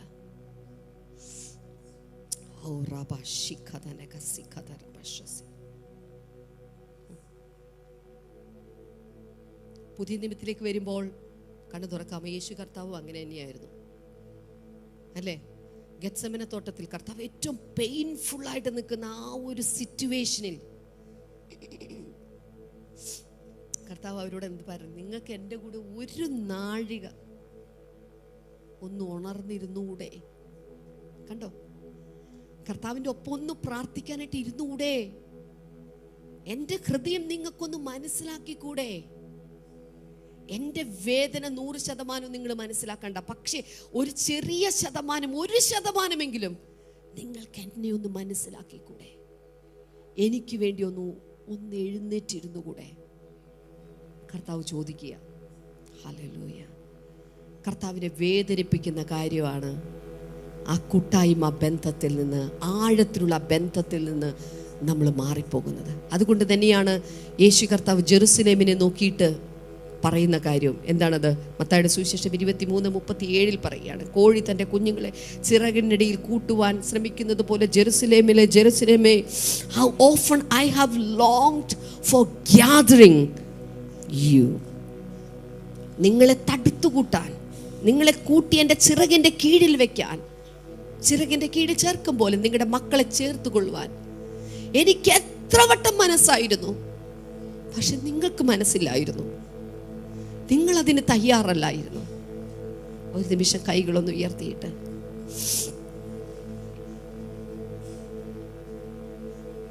കഴിഞ്ഞ 363 ദിവസങ്ങളിൽ അതിനകത്ത് ചിലപ്പോൾ 100 ദിവസങ്ങളോ 150 ദിവസങ്ങളോ 200 ദിവസങ്ങളോ ഒക്കെ കർത്താവുമായിട്ടുള്ള ബന്ധം നഷ്ടമാക്കി അവരെ വിട്ട് നമ്മൾ പോയി കാണാം. പക്ഷെ അവൻ ക്ഷമിക്കുന്നവനും കരുതുന്നവനും നമ്മെ മടക്കി വരുത്തുന്നതിനും ആകുന്നത് കൊണ്ട് അവനപ്പോഴും സാരമില്ലെന്ന് പറയും, കുഴപ്പമില്ലെന്ന് പറയും. പക്ഷെ അവൻ്റെ ഹൃദയത്തിന് അത് വേദനയായിരുന്നു. ഈ നിമിഷങ്ങളിൽ കൈകളൊന്ന് ഉയർത്തിയിട്ട് കർത്താവിനോടൊന്ന് പ്രാർത്ഥിച്ചേ. കർത്താവേ, നിങ്ങൾക്ക് എന്താണ് പ്രാർത്ഥിക്കാവുന്നത്? ഇനി എന്നെ ഏത് സമയത്ത് ലഭ്യമാണ് കർത്താവേ എന്ന് പ്രാർത്ഥിക്കാനായിട്ട് തുടങ്ങിയേ. ഹല്ലേലൂയ. ഇതിൽ തന്നെ 363 ദിവസങ്ങൾ, അതിൽ തന്നെ 100 ദിവസങ്ങളിൽ നമ്മൾ ദൈവവുമായിട്ടുള്ള ബന്ധത്തിൽ ഇരുന്നു എന്ന് നമ്മൾ കരുതുമ്പോഴും അത് പലപ്പോഴും നമ്മുടെ ക്രൈസിസിൽ, നമ്മൾ വേദനിച്ചപ്പോൾ, നമ്മൾ ഞെരങ്ങിയപ്പോൾ, നമ്മൾ രോഗത്തിലായിരുന്നപ്പോൾ, നമ്മൾ ദുഃഖത്തിലായിരുന്നപ്പോൾ, ഇനി ഒരു വഴിയുമില്ല, സകല വഴിയും അടഞ്ഞു പോയപ്പോൾ കച്ചിത്തുരുമ്പിന് വേണ്ടി അവനെ പിടിച്ചതായിരിക്കും. അതും അവനോട് കൊച്ചു വർത്താനം പറഞ്ഞതായിരിക്കത്തില്ല. ആ 100 ദിവസവും നമ്മൾ ചിന്തിക്കുന്ന ബന്ധം എന്ന് പറയുന്നത് എന്നെ വിടുവിക്കണേ, എന്നെ രക്ഷിക്കണേ, എന്നെ സഹായിക്കണേ എന്ന് പറഞ്ഞുകൊണ്ട് അവന്റെ കാലിൽ കെട്ടിത്തൂങ്ങിയതായിരിക്കാം, കെട്ടി വീണ് പിടിച്ചു കിടന്നതായിരിക്കും. അതുമല്ല കർത്താവ് നമ്മളിൽ നിന്ന് യഥാർത്ഥത്തിൽ ആഗ്രഹിക്കുന്നത്. കാര്യസാധ്യത്തിന്റെ ബന്ധത്തെക്കാൾ അപ്പുറം ഒരിക്കലും കൂട്ടായ്മയല്ല, ഒരിക്കലും കൂട്ടായ്മയല്ല. അവരോട് കൂടെ ഇരിക്കുന്ന ആ ബന്ധം, ഒരു പ്രയർ റിക്വസ്റ്റും ഇല്ലാതെ, ഒരു പ്രാർത്ഥനാ വിഷയം പോലും കർത്താവിനോട് മിണ്ടാൻ തുനിയാതെ, അവന്റെ ആ സാന്നിധ്യത്തിൽ അവനോട് കൂടെ ഇരിക്കാൻ, just to be with him, to feel his presence. Oh Jesus Lord, അവന്റെ ആ സ്നേഹവും, അവനോട് ആ സ്നേഹവും, അവൻ ചെയ്ത കാര്യങ്ങളിലുള്ള നന്ദിയും പ്രകടിപ്പിക്കാൻ, അവന്റെ മഹത്വം, അവന്റെ മഹിമ, അവന്റെ വലിയമ അത് മാത്രം പറയാൻ, അല്ലെങ്കിൽ നമ്മളെ രക്ഷിച്ച ആ കൃപ അതിനെക്കുറിച്ച് സംസാരിക്കാൻ, അതിനുവേണ്ടി നമുക്ക് സമയം ചെലവഴിക്കാൻ പറ്റിയിട്ടില്ല. സാരമില്ല, ഇനി അങ്ങോട്ട് ഇന്നു മുതൽ നമ്മുടെ ജീവിതത്തിൽ നമുക്കൊന്ന് തീരുമാനിക്കാം, ഞാൻ അങ്ങയോട് കൂടെ ഇരിക്കാൻ. എനിക്കൊന്ന് ഒരു നിമിഷം പുസ്തകങ്ങൾ അടച്ചു വെച്ച് അത് സ്ഥലങ്ങളിൽ എഴുന്നേൽക്കാമോ? നമ്മൾ വീണ്ടും ഇരിക്കും, പക്ഷെ ഒരു നിമിഷം അങ്ങയോട് കൂടെ ഇരിക്കാൻ.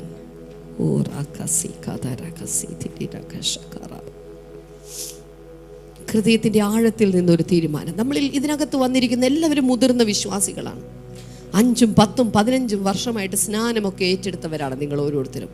അതുകൊണ്ട് ക്രിസ്തുവിലുള്ള ബാലപാഠങ്ങൾ പഠിപ്പിക്കേണ്ട ആവശ്യമില്ല, പറയേണ്ട ആവശ്യമില്ല എന്ന് ഞങ്ങൾക്കറിയാം. ഹല്ലേലൂയ. ഇപ്പോൾ ഇവിടെ നിൽക്കുമ്പോൾ കണ്ണുകൾ അടച്ച്, കൈകൾ ഹൃദയത്തിൽ വെക്കണമെങ്കിൽ അങ്ങനെയല്ലേ, കൈകൾ മലർത്തിപ്പിടിക്കണമെങ്കിൽ അങ്ങനെ കൈ ഉയർത്തിപ്പിടിക്കും. നിങ്ങൾക്ക് എന്താണോ കർത്താവിനോടുള്ള ബന്ധത്തിൽ തോന്നുന്നത് ചെയ്യാം, സ്വാതന്ത്ര്യമുണ്ട്. ഒരൊറ്റ കാര്യം ഒന്ന് ചിന്തിച്ചേ, നമ്മൾ പ്രാർത്ഥനയിൽ ഇരുന്നതൊക്കെ, കർത്താവിൻ്റെ സന്നിധിയിൽ ഇരുന്നതൊക്കെ അവനുമായിട്ടൊരു കുശലാന്വേഷണം നടത്താനാണ്. അവനുമായിട്ട് അങ്ങോട്ടും ഇങ്ങോട്ടും കാര്യങ്ങൾ പറയാനാണോ, അതോ നമ്മുടെ പ്രയർ റിക്വസ്റ്റുകളെല്ലാം പറയാൻ? നമ്മൾ വളരെ ബന്ധം സ്ഥാപിച്ചിരുന്നു. ഇന്ന മാസത്തിൽ ഈ സമയങ്ങളൊക്കെ എനിക്ക് കർത്താവുമായിട്ടൊരു വലിയ ആഴത്തിലുള്ള പ്രാർത്ഥനാ ജീവിതം എനിക്കുണ്ടായിരുന്നു എന്ന് നമ്മൾ ചിന്തിക്കുന്ന ആ മാസങ്ങൾ, ആ ദിനങ്ങൾ പോലും ചിലപ്പോൾ നമ്മളൊരു ക്രൈസിസിലൂടെ, ഒരു വേദനയിലൂടെ, ഒരു ഞെരുക്കത്തിലൂടെ, ഒരു പ്രയാസത്തിലൂടെ, ഒരു പീഡനത്തിലൂടെ നമ്മൾ കടന്നുപോയ സമയമായിരിക്കും. അതുകൊണ്ട് കർത്താവില്ലാതെ നമുക്ക് ശ്വാസം എടുക്കാൻ പറ്റില്ല, ജീവിക്കാൻ പറ്റില്ല. അതുകൊണ്ട് നമ്മൾ കെട്ടി വീണ് കിടന്നതായിരിക്കും. അതുമല്ല ആഴത്തിലുള്ള ബന്ധം. ഞാൻ നേരത്തെ പറഞ്ഞ, അത് നമുക്ക് വേണ്ടി നമ്മൾ കെട്ടി വീണ് കിടന്നതാ. എന്നാൽ അതിനൊക്കെ അപ്പുറമായിട്ട്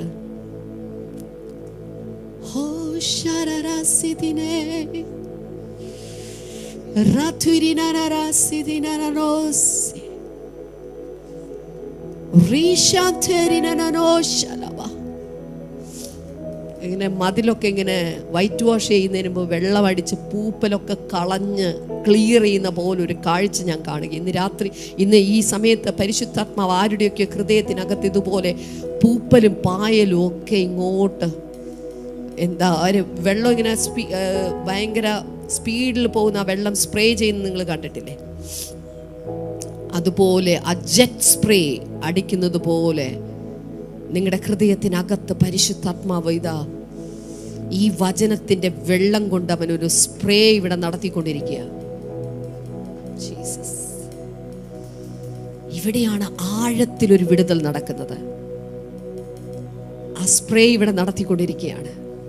ആ പൂപ്പലും പായലും ഒക്കെ ഇതാ നിങ്ങൾ കണ്ടിട്ടില്ല? ഇങ്ങനെ സ്പ്രേ ചെയ്യുമ്പോൾ അവിടുത്തെ പായലും പൂപ്പലെല്ലാം മാറി അതിൻ്റെ ബാക്കിലുള്ള കളർ എന്താണോ, യഥാർത്ഥ നിറം എന്തായിരുന്നു, അതിൻ്റെ പിറകിൽ എന്ത് പെയിൻ്റ് ആണോ അതിന് മുമ്പുണ്ടായത്, ആ പെയിൻറ് തെളിഞ്ഞു വരും. ജീസസ്. ഇന്ന് രാത്രിയിൽ ഈ ലോകത്തിൻ്റെ പാഠങ്ങൾ അനുസരിച്ച് നമ്മുടെ ഹൃദയത്തിനകത്ത് കയറിക്കൂടിയ അൺഗോഡ്ലി ബിലീഫ് സിസ്റ്റങ്ങൾ, അല്ലെങ്കിൽ മറ്റു പല സ്ട്രോങ് ഹോൾഡിലൂടെ കടന്നു പിടിച്ച പൂപ്പലും പായലും ഒക്കെ ദൈവവചനത്തിൻ്റെ വെള്ളത്താൽ ഇന്നിവിടെ കഴുകൽ സംഭവിക്കുകയാണ്. നോക്കൂ, അതിൻ്റെ ബാക്കിൽ ദൈവം നിങ്ങളെ സൃഷ്ടിച്ചപ്പോഴുള്ള യഥാർത്ഥ ഉദ്ദേശ ലക്ഷ്യം ഇതാ തെളിഞ്ഞു വരികയാണ്. അത് തെളിഞ്ഞു വരികയാണ്. അത് തെളിയട്ടെ, അത് തെളിഞ്ഞു വരട്ടെ. ആ കൈകൾ രണ്ടും ഉയർത്തി ചേർന്ന്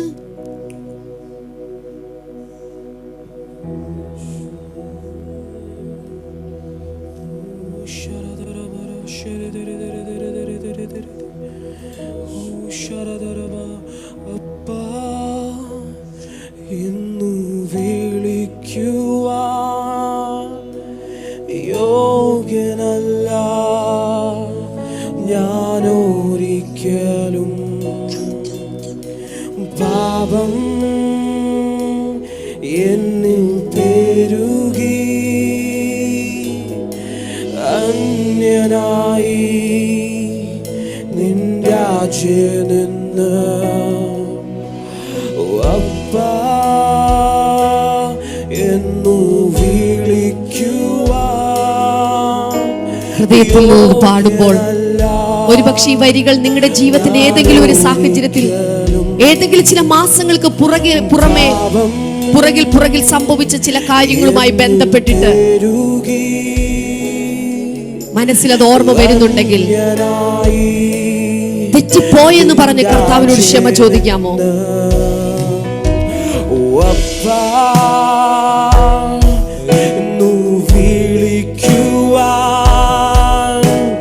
യോഗ്യനല്ല ഞാനൊരിക്കലും, പാപം എന്നിൽ പെരുകി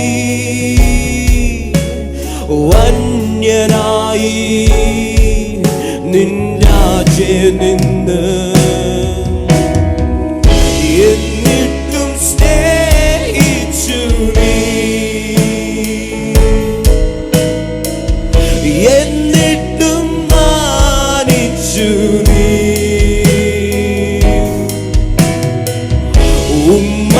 ഉമ്മതന്നടച്ചു നീ, നന്മകൾ വർഷിപ്പിച്ചു. എന്നിട്ടും യേശുവേ, എന്നിട്ടും സ്നേഹിച്ചു നീ. ചേർന്ന് പാടിക്കേ. എന്നിട്ടും മാനിച്ചു നീ,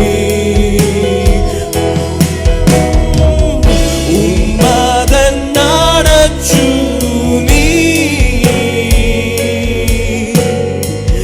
നന്മകൾ വർഷിപ്പിച്ചു. ഹല്ലേലൂയ, ഹല്ലേലൂയ,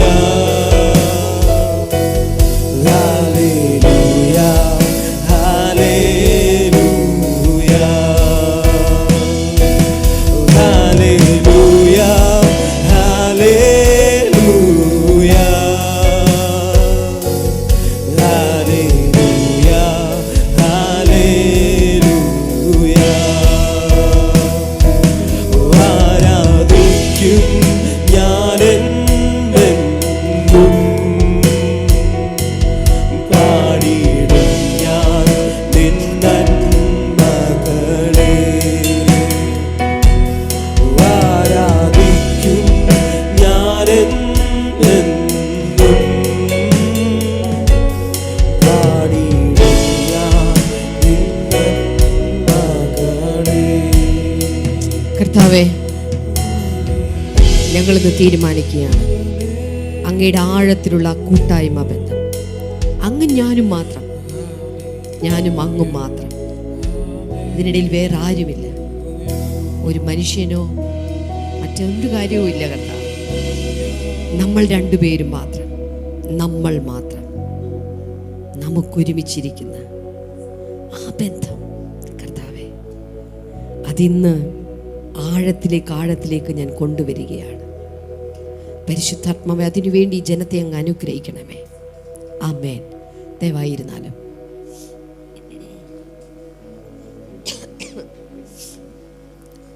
ആഴത്തിലുള്ള കൂട്ടായ്മ ബന്ധം ബൈബിളിൽ എക്സാമ്പിൾസ് നോക്കിക്കഴിഞ്ഞാൽ ദൈവം തന്നെയാണ് ഒന്നാമത്തെ എക്സാമ്പിൾ. ഉൽപ്പത്തി പുസ്തകം 3-ാം അധ്യായം അതിൻ്റെ 8-ാമത്തെ വചനത്തിലേക്ക് വരുമ്പോൾ, വെയിലാറുന്ന സമയത്ത് കർത്താവ് എവിടെ വരുമായിരുന്നു? ഏദൻ തോട്ടത്തിൽ വരുമായിരുന്നു. എന്തിനു വേണ്ടിയിട്ടായിരുന്നു? തൻ്റെ സൃഷ്ടിയോടൊപ്പം കൂട്ടായ്മ ആചരിക്കാനല്ല, തൻ്റെ മക്കളോടൊപ്പം കൂട്ടായ്മ ആചരിക്കാൻ. സൃഷ്ടികളായിരുന്നെങ്കിൽ അപ്പുറത്ത് പാമ്പും പഴുതാരയും എല്ലാം ഉണ്ടായിരുന്നു. അവരുടെ അടുത്തോട്ടല്ല കർത്താവ് പോയത്. ഓരോ ദിവസവും വെയിലാറുമ്പോൾ, ഹല്ലേലൂയ, നിങ്ങൾ ഞാൻ ചില സമയത്തൊക്കെ റോട്ടിലൂടെയൊക്കെ പോകുമ്പോൾ ഈ ഗ്രാൻഡ് പേരൻസ് ചിലപ്പം കൊച്ചുമക്കളെ പിക്ക് ചെയ്യാൻ വേണ്ടിയിട്ട്, സ്കൂളിൽ നിന്ന് വരുന്ന കുട്ടികളെ പിക്ക് ചെയ്യാൻ വേണ്ടി നിൽക്കുന്നൊരു ആകാംക്ഷയുടെ നിൽപ്പ് നിങ്ങൾ കണ്ടിട്ടുണ്ടോ? നിങ്ങൾ ആരെങ്കിലും അങ്ങനെ പോയി നിൽക്കുന്നുണ്ടോയെന്നും എനിക്കറിയില്ല. ഒരു നിപ്പാണ് അവരുടെ, ഒരു ആകാംക്ഷയുടെ ഒരു നിപ്പുണ്ട്. ഗ്രാൻഡ് പാരൻസിനാണ് അത് കൂടുതൽ കാണുന്നത്. അമ്മമാരാ നിൽക്കുവാണെങ്കിൽ വേറെ പല കാര്യങ്ങളൊക്കെ ചിന്തിച്ചിട്ടാണ് നിങ്ങൾ വന്നിട്ട് വേണം ഓക്കെ പഠിപ്പിച്ചോ എന്നൊക്കെ പറഞ്ഞിട്ട്. ഇവർക്ക് അതൊന്നും ഇല്ലല്ലോ, ആകെ വാത്സല്യം മാത്രമേ ഉള്ളൂ, ഉത്തരവാദിത്വമൊന്നും ഇല്ലല്ലോ. അവർ 10 0 മേടിച്ചാലെന്താ, 10 -1 മേടിച്ചാലെന്താ, ഒന്നും പ്രശ്നമില്ല. മോൻ 0 മേടിച്ചോ, അന്ന് ഇന്ന് വേറൊരു ചോക്ലേറ്റും കൂടി തരാമെന്ന് പറയും. ഗ്രാൻഡ് പേരൻസിന് വാത്സല്യം മാത്രമേ ഉള്ളൂ, ഉത്തരവാദിത്വമില്ല. യെസ്, അവരുടെ ഒരു നിപ്പ് കണ്ടിട്ടുണ്ട്.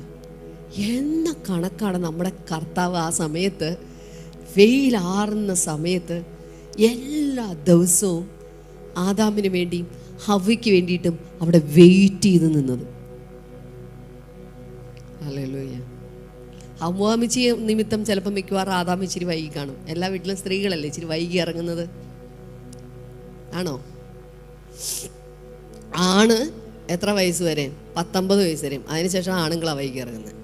നോക്കിയാൽ മതി, ഇതൊക്കെ തിരിയും. അനുഭവസ്ഥയാണ്, എല്ലാം തിരിയും ഒരു കാലത്ത്. അത് കുട്ടികളുടെയൊക്കെ തിരക്കൊണ്ടായിരിക്കാം ഒരു പക്ഷേ സ്ത്രീകൾ ആ സമയത്ത് വൈകി ഇറങ്ങുന്നതെന്ന് എനിക്ക് തോന്നുന്നു. പക്ഷെ ഇത്ര കഴിഞ്ഞ് കഴിഞ്ഞാൽ അവർ ഭയങ്കര സ്പീഡാവും. യെസ്, ഞാൻ പറഞ്ഞു വരുന്നത്, ആദാം ഹവ്വ കാരണം ചിലപ്പോൾ ഇത്തിരി വൈകിട്ടുണ്ടാവും. കാരണം എന്താണ്? മീൻ കറി തിളച്ച് വന്നിട്ടുണ്ടാവില്ല, എന്തെങ്കിലുമൊക്കെ ഉണ്ടാവും. വൈകിട്ടത്തെ ഡിന്നറൊക്കെ തീർത്തിട്ട് വേണമല്ലോ ഹവ്വയ്ക്ക് ഇറങ്ങാൻ. പക്ഷെ കർത്താവ് കാത്തിരിക്കുക, നോക്കിയിരിക്കുക. നിങ്ങളുടെ മനസ്സിൽ ആ ചിത്രം വരുന്നുണ്ടോ? ഹല്ലേലൂയ. ഇതുപോലെ തന്നെ രാത്രി ഉറക്കത്തിലൊരു ഡിസ്റ്റർബൻസ് സംഭവിക്കുമ്പോൾ അത് എന്തോന്ന് സംഭവിച്ചതാണെന്ന് നമ്മൾ കരുതരുത്. നിങ്ങളൊരു മധ്യസ്ഥ പ്രാർത്ഥനക്കാരിയാണെങ്കിൽ, നിങ്ങൾ പ്രാർത്ഥിക്കുന്ന ഒരു സഹോദരിയോ സഹോദരനാണെങ്കിൽ, നിങ്ങൾ കർത്താവുമായിട്ടുള്ള ആഴത്തിലുള്ള ബന്ധത്തിൽ നിൽക്കാൻ താല്പര്യപ്പെടുകയും അതിനുവേണ്ടി കാംക്ഷിക്കുകയും പ്രാർത്ഥിക്കുകയും ചെയ്യുന്ന ഒരു വ്യക്തിയാണെങ്കിൽ, ചുമ്മാ സംഭവിച്ച ഒരു ഡിസ്റ്റർബൻസ് അല്ല, അവിടെ കർത്താവ് വെയിലാറിയപ്പോൾ കാത്തു നിൽക്കുന്ന പോലെ നിങ്ങളെ കാത്തു നിൽക്കുന്നതിൻ്റെ ഒരടയാളമാണത്. ഈ 2024 ഈ അടയാളങ്ങൾ നിങ്ങളിൽ പല ആളുകൾക്ക് സംഭവിക്കാൻ പോകുകയാണ്. നിങ്ങളിൽ ഇതിനകത്തുള്ള ചില സഹോദരന്മാരോട് ഞാൻ ആത്മാവിൽ പ്രവചിച്ച് പറയുകയാണ്, ഇതുപോലുള്ള ചിലത് നിങ്ങൾക്ക് ലഭിക്കുമ്പോൾ നിങ്ങളുടെ വീട് പോലും വിട്ട് നിങ്ങൾ പുറത്തോട്ടിറങ്ങും. ചിലപ്പോൾ നിങ്ങളുടെ വാഹനം എടുത്തിട്ട് തുറസായ ചില സ്ഥലങ്ങളിലൂടെ, ചില ദേശങ്ങളിലൂടെ പരിശുദ്ധാത്മാവ് നിങ്ങളെ കൊണ്ടുപോകാൻ പോകുകയാണ്. ചിലത് നിങ്ങൾ കൽപ്പിക്കാനായിട്ട് പോകുകയാണ്. ചിലത് പ്രഖ്യാപിക്കുമ്പോൾ ചിലത് നടക്കുന്നത് എൻ്റെ ആത്മാവിൽ ഞാൻ തിരിച്ചറിയുകയാണ്. ഇതുപോലെ പാതിരാത്രിക്ക് വീട്ടിൽ നിന്ന് വണ്ടി എടുത്തുകൊണ്ട് പോയ വട്ടനാണെന്ന് ലോകം പറയുമായിരിക്കും. പക്ഷെ ഞാൻ പറയട്ടെ, നിന്റെ വട്ടിന്റെ നടുവിൽ പരിശുദ്ധാത്മാവിന്റെ ചില ക്രിയകൾ ദേശത്ത് സംഭവിക്കുന്ന, കർത്താവിന്റെ ഹൃദയത്തിന്റെ ആഴം തിരിച്ചറിയുന്ന തലത്തിലേക്ക് ദൈവം ആരൊക്കെയോ ഇതിനകത്ത് എഴുന്നേൽപ്പിച്ചുകൊണ്ടിരിക്കുകയാണ്. Oh Jesus Lord, hallelujah. നിങ്ങൾ ചില ആളുകൾ ലീവ് എടുത്ത് ദൈവസന്നിധിയിൽ ഇരിക്കുന്നത് പോലെ ചില നടക്കാൻ പോകുകയാണ്. ലീവ് എടുത്തിരിക്കാൻ പോകുകയാണ്. ഹല്ലേലൂയ. ചില ആളുകൾക്ക് ഞാൻ ആത്മാവിൽ ഞാൻ ഇങ്ങനെ കാണുകയാണ്, വളരെ പ്രധാനപ്പെട്ട ചില കാര്യങ്ങൾ, അതിനൊക്കെ വേണ്ടിയിട്ട് നിങ്ങൾ ഒരുങ്ങും. ചിലപ്പോൾ ഒരു പ്രധാനപ്പെട്ട വിവാഹം ആയിരിക്കും, അതിനുവേണ്ടി നിങ്ങൾ ഒരുക്കും. പക്ഷെ കർത്താവ് നിങ്ങളോട് പറയും, പോകരുത്, ഇരുന്ന് പ്രാർത്ഥിക്കാൻ പറയുന്നത് പോലെ ഞാൻ കേൾക്കുകയാണ്. അതുപോലെ കർത്താവിൻ്റെ ഹൃദയം, ആ തുടിപ്പ് തിരിച്ചറിയുന്ന തലത്തിലേക്ക് കർത്താവ് നമ്മളെ കൊണ്ടുപോകാൻ പോകുകയാണ്. എത്ര പേർ ചേർന്നൊരു ഹല്ലേലൂയ പറയും? ലൂക്കോസിന്റെ സുവിശേഷം 22-ാം അധ്യായം 15-ാമത്തെ വചനത്തിലേക്ക് വരുമ്പോൾ കർത്താവ്, നമ്മുടെ യേശു കർത്താവ് തന്നെ ശിഷ്യന്മാരോട് പറയുന്ന ഒരു കാര്യമുണ്ട്. I have a desire to eat passover with you. എനിക്ക് നിങ്ങളോടുകൂടെ പെസഹ ആചരിക്കണം എന്നെനിക്ക് ആഗ്രഹമുണ്ടെന്ന്. നിങ്ങളുടെ കൂടെ ഇരുന്ന് ഭക്ഷണം കഴിക്കണം എന്നെനിക്ക് ആഗ്രഹമുണ്ടെന്ന്.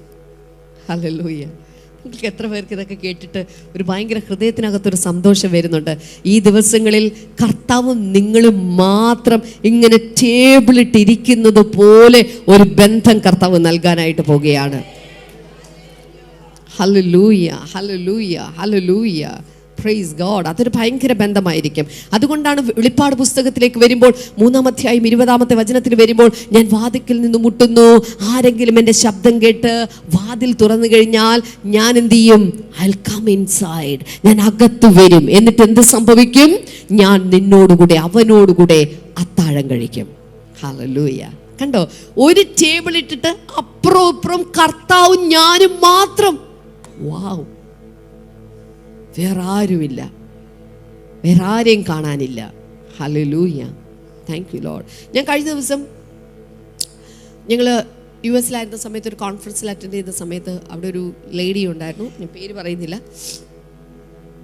അവർ ഇങ്ങനെ എല്ലാ അതിശക്തരായിട്ടുള്ള ആളുകളുമാണ് മീറ്റിങ്ങിന് വന്നിരിക്കുന്നത്. അപ്പോൾ നമുക്ക് ആരുടെ അടുത്തും പോയി സംസാരിക്കാം, പ്രാർത്ഥിക്കാം, അത്രയും സ്വാതന്ത്ര്യമുണ്ട്.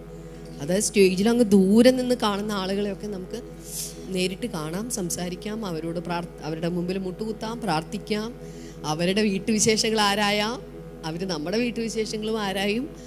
അങ്ങനെ ഒരു സ്വാതന്ത്ര്യം കിട്ടിയ ഒരു കോൺഫറൻസ് ആയിരുന്നു. അപ്പോൾ അതിനകത്ത് ഒരു സഹോദരി, ഞാനിങ്ങനെ പ്രയറിൻ്റെ കാര്യം ഇങ്ങനെ ചോദിച്ച സമയത്ത് പുള്ളിക്കാരി പറയുമായിരുന്നു, ഞാൻ എൻ്റെ ക്ലോസറ്റിൽ പ്രയറിന് വേണ്ടി കയറി കഴിഞ്ഞാൽ അവർ പറയുന്നതാണ് ചിലപ്പം 2 days കഴിഞ്ഞിട്ടൊക്കെയാണ് പുറത്ത് വരുന്നത്, 2 ദിവസം കഴിഞ്ഞിട്ടാണ് പുറത്ത് വരുന്നത്. പിന്നെ വെറുതെയാണോ ഇത്രയും വലിയ പ്രവചനം എന്ന് ഞാൻ അങ്ങ് ചിന്തിച്ചു പോയി. ഹല്ലേലൂയ. 2 ദിവസം കഴിഞ്ഞിട്ടൊക്കെയാ. ചിലപ്പോൾ ഒരു കുപ്പി വെള്ളമൊക്കെ അവർ കൊണ്ട് വെക്കുന്നുണ്ടായിരിക്കും, കുറച്ച് വെള്ളമൊക്കെ കൊണ്ടുവന്ന് റൂമിൽ നിന്ന് പുറത്തിറങ്ങത്തില്ലെന്ന്. ആ ക്ലോസറ്റിൽ നിന്ന് പുള്ളിക്കാരി പ്രെയർ ക്ലോസറ്റിൽ നിന്ന് പുറത്തിറങ്ങത്തില്ല. അതിനകത്ത് അങ്ങനെ ഇരുന്ന് അങ്ങോട്ട് പ്രാർത്ഥിക്കും. ഹല്ലേലൂയ. അങ്ങനെ പ്രാർത്ഥിക്കുന്ന ഒത്തിരി സഹോദരിമാരുണ്ട്. അസാന്നിധ്യത്തിൽ അവർ പറയുന്നത്, അവർ പ്രാർത്ഥനാ വിഷയമായിട്ടല്ല, നമുക്കാണെങ്കിൽ അപ്പം തന്നെ എടുക്കുവാണ്. സൗമ്യ സിസ്റ്റർ അയച്ച സാമ്പത്തിക വഴിയിൽ തുറക്കപ്പെടാൻ ഇതൊന്നുമില്ല, ലിസ്റ്റുമില്ല, സാധനമില്ല, ഒന്നുമില്ല. കർത്താവേ നിനക്ക് സുഖമാണോ എന്ന് ചോദിക്കുന്ന പോലെ.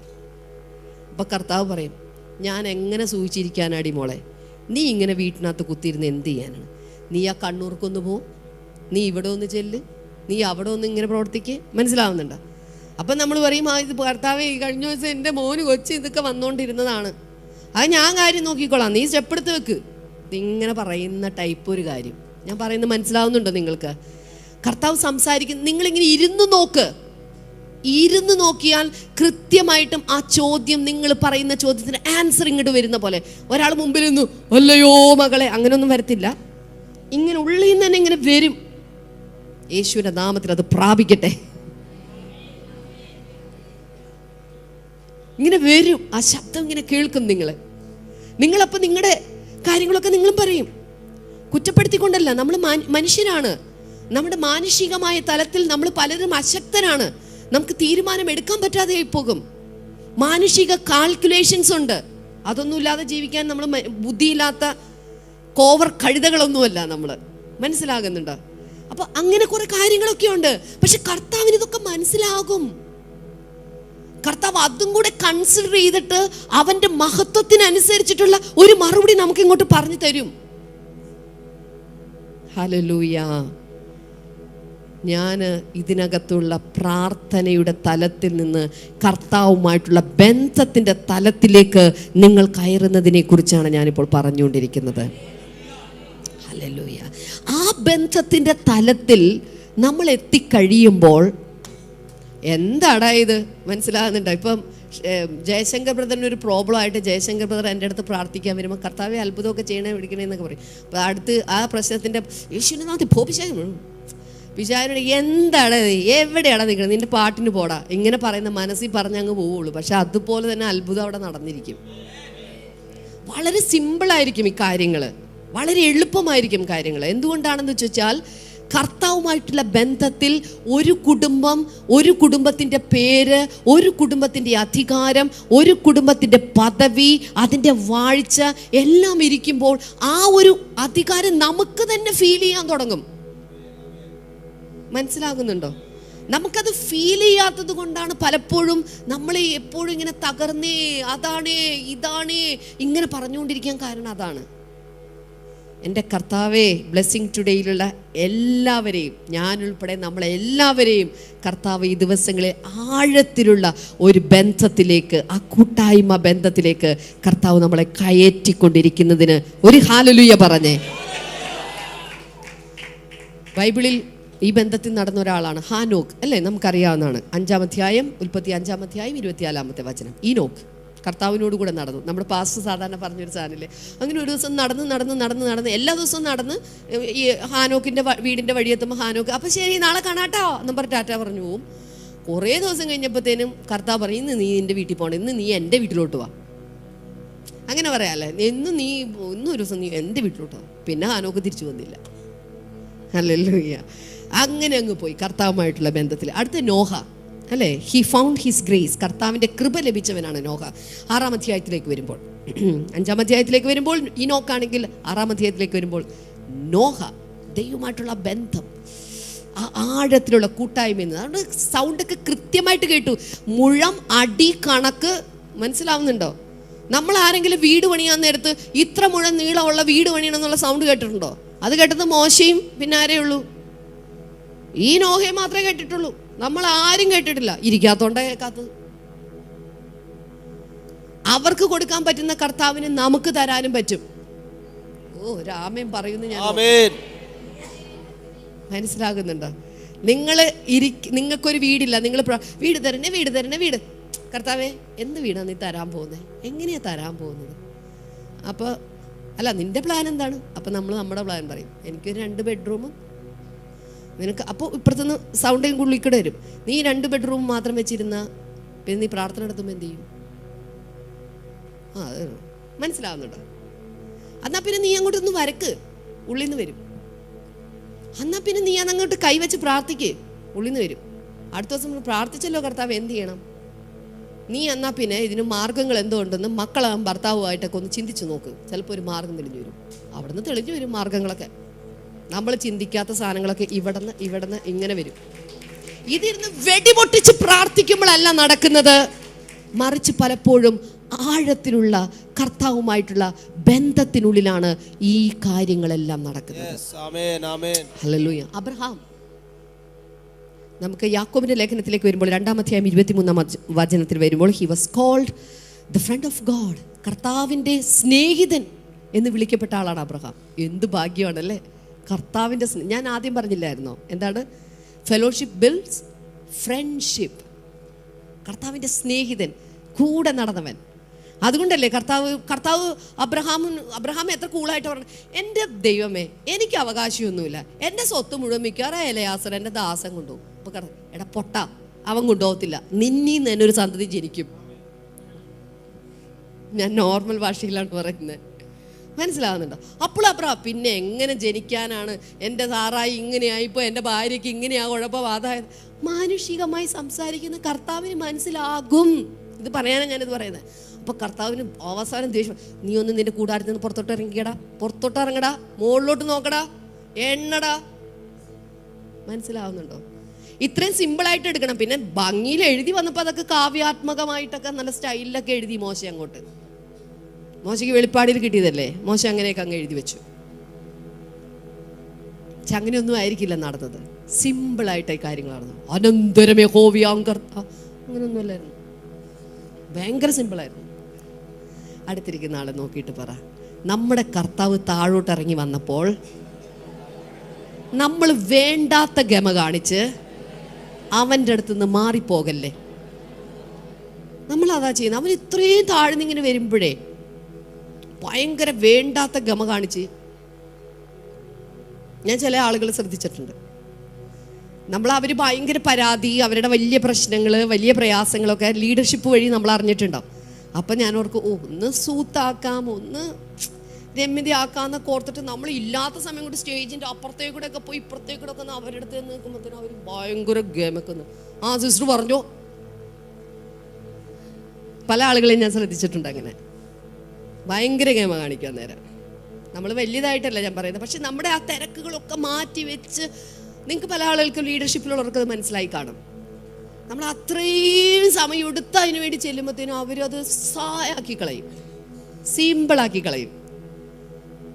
അടുത്തിരിക്കുന്ന ആളെ നോക്കിയിട്ട് പറ, കർത്താവിന് അങ്ങനെ പറഞ്ഞേ വില കുറച്ച് കളയല്ലേ അല്ലേ? വില കുറച്ച് കളയല്ലേ കർത്താവിനെ? ഹല്ലേലൂയ. അബ്രഹാം കർത്താവിൻ്റെ സ്നേഹിതൻ. അടുത്ത മോശയെക്കുറിച്ച് പറയുന്നത് എന്താണ്? അവൻ ദൈവത്തെ മുഖാമുഖം കണ്ടു.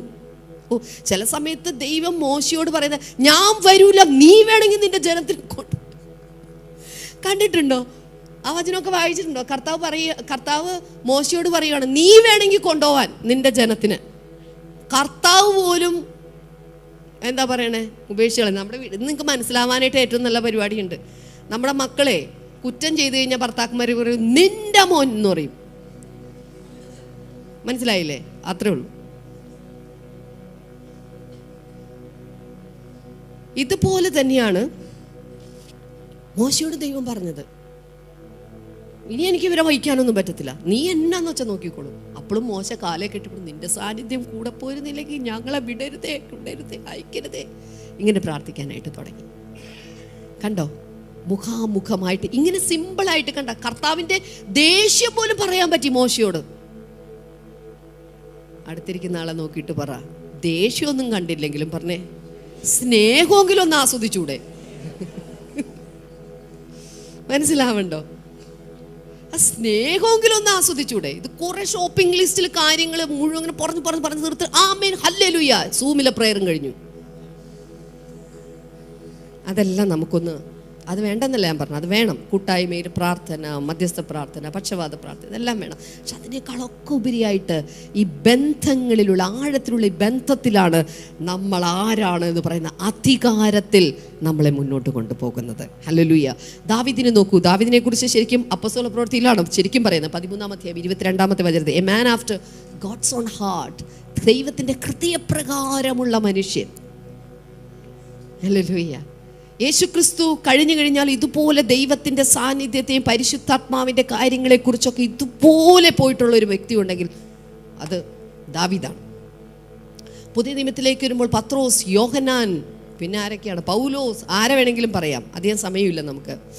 എന്നാൽ ഞാൻ ഒന്ന് രണ്ട് കാര്യം കൂടെ പെട്ടെന്ന് പറയാൻ പോവുകയാണ്.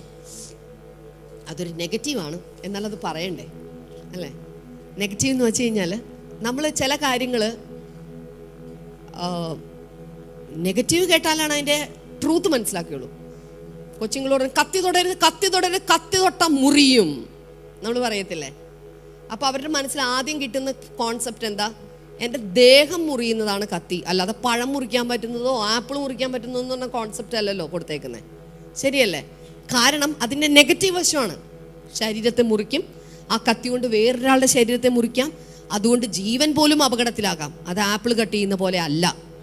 സംടൈംസ് ഇതുപോലെ നെഗറ്റീവ്സ് ശരിയായിട്ടുള്ള ട്രൂത്തിനെ കുറച്ചും കൂടെ എൻലാർജ് ചെയ്യിപ്പിക്കും, അല്ലെങ്കിൽ കുറച്ചുകൂടെ അതിനെ വലുതാക്കി കാണിക്കും.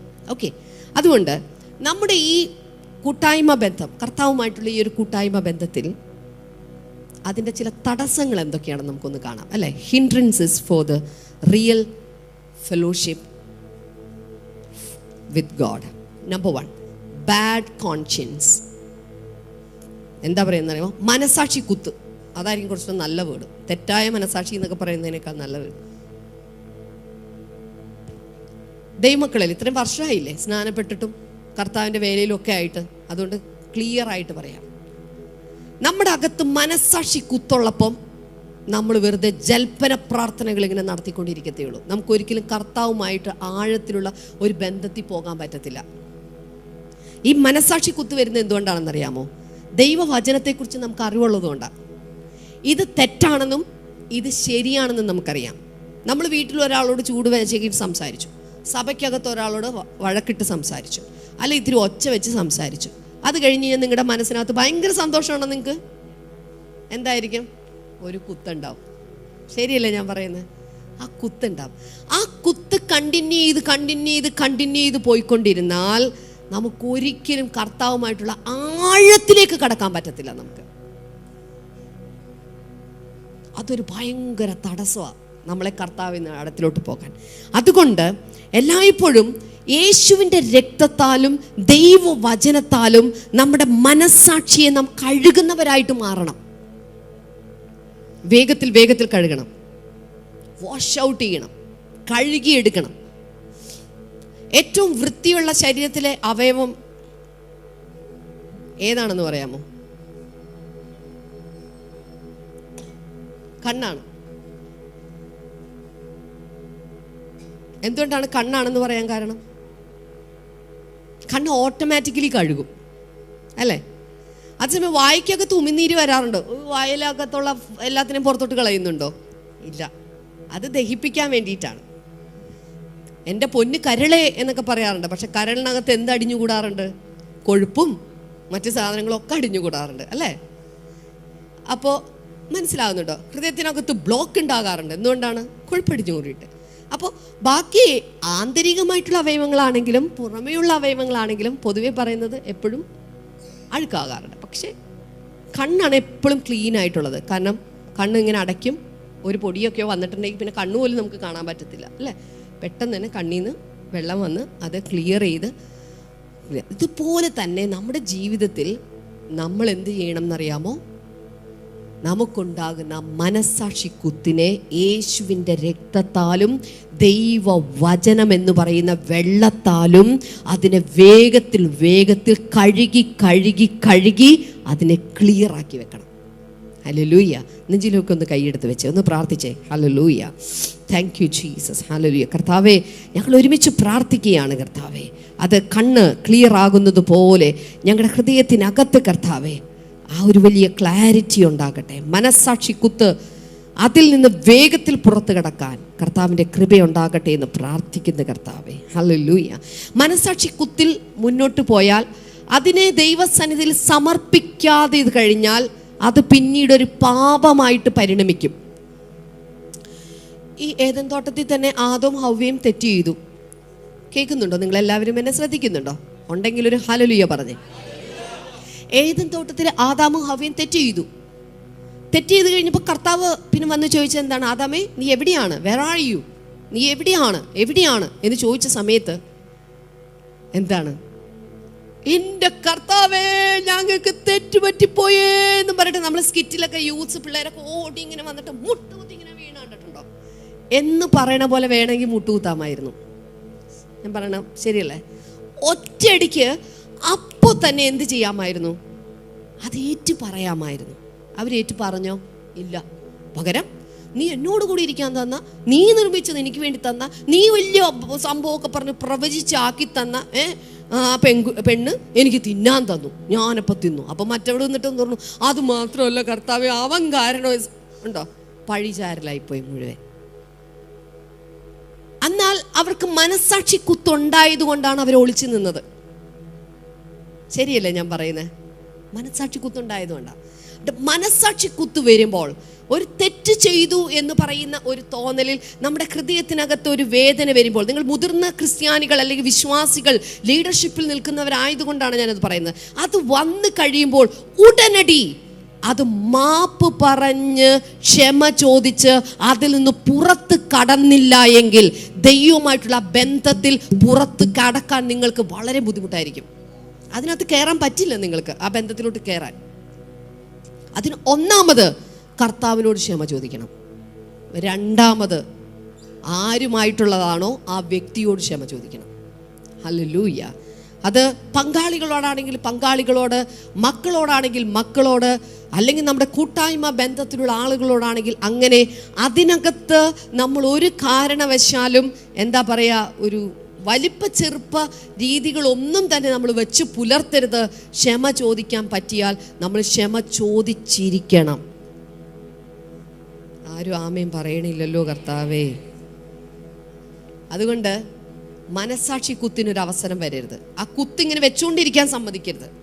കുത്ത് വരും. നമ്മൾ വിശ്വാസികളായതുകൊണ്ട്, നമ്മൾ അന്യഭാഷയിൽ സംസാരിക്കുന്നവരായതുകൊണ്ട്, നമ്മുടെ അകത്ത് പരിശുദ്ധാത്മാവുള്ളത് കൊണ്ട്, ആ പരിശുദ്ധാത്മാവിന് നമ്മൾ ചെയ്യുന്ന തെറ്റ് നമ്മുടെ അകത്തിരിക്കുന്ന ആത്മാവിന് വേദനിക്കും. അവനിങ്ങനെ ഞെരങ്ങിക്കൊണ്ടിരിക്കും അകത്ത്. അവന് വേദനയുണ്ടാകും. അതിൻ്റെ കുത്താണ് നമുക്കുണ്ടാകുന്നത്. മനസ്സിലാകുന്നുണ്ടോ?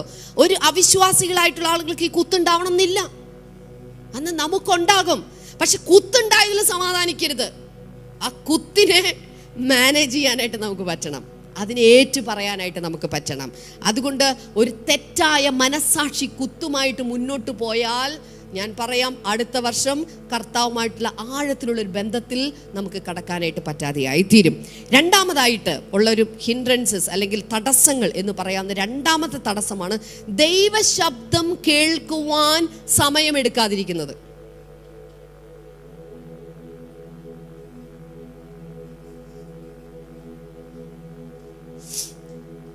ദൈവശബ്ദം നമ്മൾ കേട്ടില്ലെങ്കിൽ എന്ത് സംഭവിക്കും എന്നറിയാമോ? നമ്മൾ നുണ വിശ്വസിക്കും. രണ്ട് കാര്യമുണ്ട് ഈ ലോകത്ത്. നമ്മൾ വിശ്വാസികൾ പെട്ടെന്ന് തിരിച്ചറിയണം. ലോകക്കാർക്ക് ഒറ്റ കാര്യമുള്ളൂ. എന്തുമാത്രമാണ്? ലോകത്തിന്റെ ക്രമവും ലോകത്തിന്റെ വ്യവസ്ഥയും അനുസരിച്ചിട്ടുള്ള ഒരു പരിധിയിൽ ബൈബിൾ വാക്കിൽ പറഞ്ഞാൽ നുണ എന്ന് വേണമെങ്കിൽ പറയാം. അതേ ഉള്ളൂ. എന്നാൽ നമ്മളെ സംബന്ധിച്ചിടത്തോളം ദൈവശബ്ദം കൂടിയുണ്ട് അതിൻ്റെ മേളിൽ. മനസ്സിലാകുന്നുണ്ടോ? അപ്പോൾ ഈ ദൈവശബ്ദം നമ്മൾ കേട്ടില്ലെങ്കിൽ നമ്മൾ നുണ വിശ്വസിക്കും. വർഷങ്ങൾക്ക് മുമ്പ് ബ്ലെസ്സിങ് ടുഡേ TV മിനിസ്ട്രി നടക്കുന്ന സമയത്ത്, സൂര്യ TV-യിലേക്ക് നമ്മൾക്ക് ഇങ്ങനെ ഒരു ഓപ്പർച്യൂണിറ്റി കിട്ടുന്ന സമയത്ത് അന്നൊരു വലിയ തുകയായിരുന്നു. ആ സമയത്ത് അതിൻ്റെ ഡിസ്കഷൻ ഫോറം പോലെ ഞാൻ, പാസ്റ്റർ, 1-2 പേര് ഞങ്ങളിങ്ങനെ ഇരിക്കുന്ന സമയത്ത് നമുക്കിത് ചെയ്യാൻ പറ്റുമോ എന്ന് ചോദിക്കുന്ന ഫസ്റ്റ് സിറ്റിംഗ് ആണ്. ഫസ്റ്റ് സിറ്റിങ്ങിൽ അങ്ങനെ ഇരിക്കുന്ന സമയത്ത് പക്ഷെ പാസ്റ്റിന് ഒരു വെളിപ്പാട് കിട്ടിയിരിക്കുകയാണ്. വെളിപ്പാട് പുസ്തകത്തിൽ വലുതും സഫലവുമായിട്ടുള്ള വാതിൽ തുറന്നിരിക്കുന്നു എന്ന് പറയുന്ന, ഒരു വലിയ വാതിൽ തുറന്നു വെച്ചിരിക്കുന്നു എന്ന് പറയുന്ന ആ ഒരു ദർശനം കിട്ടിയിരിക്കുന്നു. പക്ഷേ തൊട്ട് പിറകിൽ ഈ സാധനം വരുമ്പോൾ, ഇങ്ങനെ ഡിസ്കഷൻ ഫോറത്തിലിരിക്കുമ്പോൾ ഫസ്റ്റ് ഞാൻ പറഞ്ഞത് എന്തെന്നറിയാമോ? ഇത്രയും വലിയ തുക. ഫിലിപ്പോസായിരുന്നു ഞാൻ. ഇത്രയും വലിയ തുക എന്നിട്ട് പറഞ്ഞു. അന്ന് നിങ്ങളെപ്പോലുള്ള ആരും ഇല്ല ഈ ചർച്ചിൽ അന്ന്. കാരണം സൂര്യ TV നിമിത്തം അതിനൊക്കെ ശേഷം വന്നവരാണ് നിങ്ങളിൽ പല ആളുകളും. ഓക്കെ. അപ്പോൾ ആ സമയത്ത് ഞാൻ പറയാം, എന്ന് വെച്ചാൽ ഒരു 12 വർഷം മുമ്പൊക്കെ ഒന്ന് കണക്ക് കൂട്ടണം. 2011 അന്ന് നമ്മളോട് കൂടിയുള്ള ജനം കുറവാണ്. ആദ്യം പറഞ്ഞ സെൻറ്റൻസ് ഞാൻ ഇങ്ങനെയായിരുന്നു. ഞാൻ എന്നും ഓർക്കുകയും എനിക്ക് സംഭവിച്ച തെറ്റാണ്, അതുകൊണ്ട് ആ തെറ്റ് ഞാൻ പറയുകയും ചെയ്യുന്നതാണ്. നമ്മുടെ ജനങ്ങൾക്ക്, പാസ്റ്ററോട് പറയുന്നതാണ്, നമ്മുടെ ജനങ്ങൾക്ക് ഇത് കൊണ്ടുപോകാൻ പറ്റില്ല. നമ്മുടെ ജനങ്ങൾക്ക് ഇതൊരു ഓവർ ബേർഡനായി തീരും. നമ്മുടെ ജനങ്ങൾക്ക് ഇത് വഹിക്കാൻ പറ്റാത്തൊരു പ്രോജക്റ്റായി തീരും. പുറമേ നിന്ന് കാണും ഇതെല്ലാം ശരിയാണ്. ഞാൻ ചിന്തിച്ചതും കറക്റ്റാണ്. ജനങ്ങൾക്ക് ബേർഡനാകാതെ കാര്യങ്ങൾ മുന്നോട്ട് കൊണ്ടുപോകണമെന്ന് ചിന്തിക്കുന്ന ഒരു പാസ്റ്ററിൻ്റെ ഭാര്യ ചിന്തിക്കുന്നതിൽ തെറ്റൊന്നുമില്ലല്ലോ. ശരിയാണ്, ഇതെല്ലാം ശരിയായിരുന്നു. പക്ഷെ പാസ്റ്റർ പറഞ്ഞു, ദൈവം എന്നോട് പറഞ്ഞു ഞാനത് സ്റ്റെപ്പ് എടുത്ത് മുന്നോട്ട് വെക്കാൻ പോവുകയാണെന്ന് പറഞ്ഞു. ഞാൻ ആദ്യം പറഞ്ഞതാണ് ഈ ലോകത്തിൻ്റെ പാഠം, ഈ ലോകത്തിൻ്റെ ക്രമം, ഈ ലോകത്തിൻ്റെ കണക്ക് കൂട്ടൽ. അത് ദൈവ പദ്ധതിയെ സംബന്ധിച്ചിടത്തോളം അത് തികച്ചും നുണയായിരുന്നു.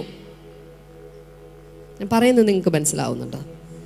എന്നാൽ പാസ്റ്ററിനെ കൊണ്ട് ദൈവാത്മാവ് പറയിപ്പിച്ചതും ചെയ്യിപ്പിച്ചതും അത് ദൈവിക സത്യമായിരുന്നു. ചില സമയങ്ങളിൽ ഇതുപോലെ മുറമേ നിന്ന് നോക്കുമ്പോൾ നല്ലതെന്ന് തോന്നും, പക്ഷെ അത് നുണയായിരിക്കും. നമ്മുടെ കാര്യത്തിൽ അത് നുണയായിരിക്കും. നമ്മളൊരു ദൈവ പൈതലായതുകൊണ്ട്, നമ്മളൊരു വിശ്വാസി ആയതുകൊണ്ട്, ഒരഭിഷക്തിനോ അഭിഷക്തിയായതുകൊണ്ട് നമുക്കത് നുണയായിരിക്കും. നമുക്ക് സത്യമായിട്ടുള്ളത് ദൈവഹിതത്താൽ നമുക്ക് വേണ്ടി പ്രത്യേകമായി ദൈവം കൽപ്പിച്ചാക്കി വെച്ച കാര്യങ്ങളായിരിക്കും. ഹല്ലേലൂയ. അത് തിരിച്ചറിയുന്നിടത്താണ് ദൈവശബ്ദം കേൾക്കുന്നതിൻ്റെ പ്രാധാന്യത നിൽക്കുന്നത്. ഹല്ലേലൂയ. അതുകൊണ്ട് അങ്ങനെ ദൈവശബ്ദം നമ്മൾ കേൾക്കാതിരുന്നാൽ നമുക്ക് എന്താ പറയുക, ഈ ആഴത്തിലുള്ള ഈ ബന്ധത്തിലേക്ക് നമുക്ക് കടക്കാൻ പറ്റില്ല. നമ്മൾ അപ്പുറത്ത് അവരും പോകുന്നു, ഇപ്പുറത്ത് ഇവരും പോകുന്നു, അവരും പോകുന്നു, ഇവരും പോകുന്നു, ലീഡർഷിപ്പിലുള്ളവരും പോകുന്നു, അതങ്ങനെ പോട്ടെ. പക്ഷെ ഞാൻ പോകുന്ന പോലെ ഒരു വഴിയല്ല ഈ സിസ്റ്റിന് വേണ്ടി ഒരുക്കി വെച്ചിരിക്കുന്നത്. ഈ സിസ്റ്റിന് വേണ്ടി വെച്ചിരിക്കുന്ന വഴിയല്ല ഈ മോന് വേണ്ടി ഒരുക്കി വെച്ചിരിക്കുന്നത്. ഓരോ വ്യക്തികൾക്കും വേണ്ടി ദൈവം തമ്പുരാൻ പ്ലാൻ ചെയ്തു വെച്ചിരിക്കുന്ന വഴികളും അതിൻ്റെ പദ്ധതികളും എല്ലാം തന്നെ വ്യത്യസ്തമാണ്. ഹല്ലേലൂയ. ഓരോരുത്തരുടെ കൈക്കകത്തുള്ള രേഖകൾ പോലും വ്യത്യസ്തമാണെങ്കിൽ ഓരോ വ്യക്തികളും കർത്താവിന്റെ സന്നിധിയിൽ യുണീക്കാണ്, നിസ്തുല്യരാണ്. അവരെക്കുറിച്ചുള്ള ദൈവിക പദ്ധതികൾ, പ്ലാനുകൾ എല്ലാം വ്യത്യസ്തമാണ്. ഹല്ലേലൂയ. അതുകൊണ്ട് നമ്മൾ എപ്പോഴും മനസ്സിലാക്കേണ്ട ഒരു കാര്യം, കർത്താവിന്റെ ശബ്ദം കേൾക്കാതെ പോയാൽ നമുക്ക് പിശാചിന്റെ നുണകൾക്കനുസരിച്ച് അല്ലെങ്കിൽ ദൈവഹിതമല്ലാത്ത നുണകൾക്കനുസരിച്ച് നമുക്ക് പോകേണ്ടതായിട്ട് വരും. ഹല്ലേലൂയ. മൂന്നാമത്തെ കാര്യമാണ്, ഇതിലൂടെ ആഴത്തിലോട്ട് വരിക, മാനസാന്തരപ്പെടാനുള്ള വൈമനസ്യം. ചില കാര്യങ്ങൾ മാനസാന്തരപ്പെടാൻ ബുദ്ധിമുട്ടാണ് ചിലർക്ക്. അതേ തെറ്റ് ആവർത്തിച്ചുകൊണ്ടിരിക്കും. സങ്കീർത്തനത്തിൽ പറയുന്ന പോലെ സ്വമേധാ പാപങ്ങൾ എന്ന് വേണമെങ്കിൽ പറയാം. സ്വമേധയാ ചെയ്യുന്ന പാപങ്ങൾ.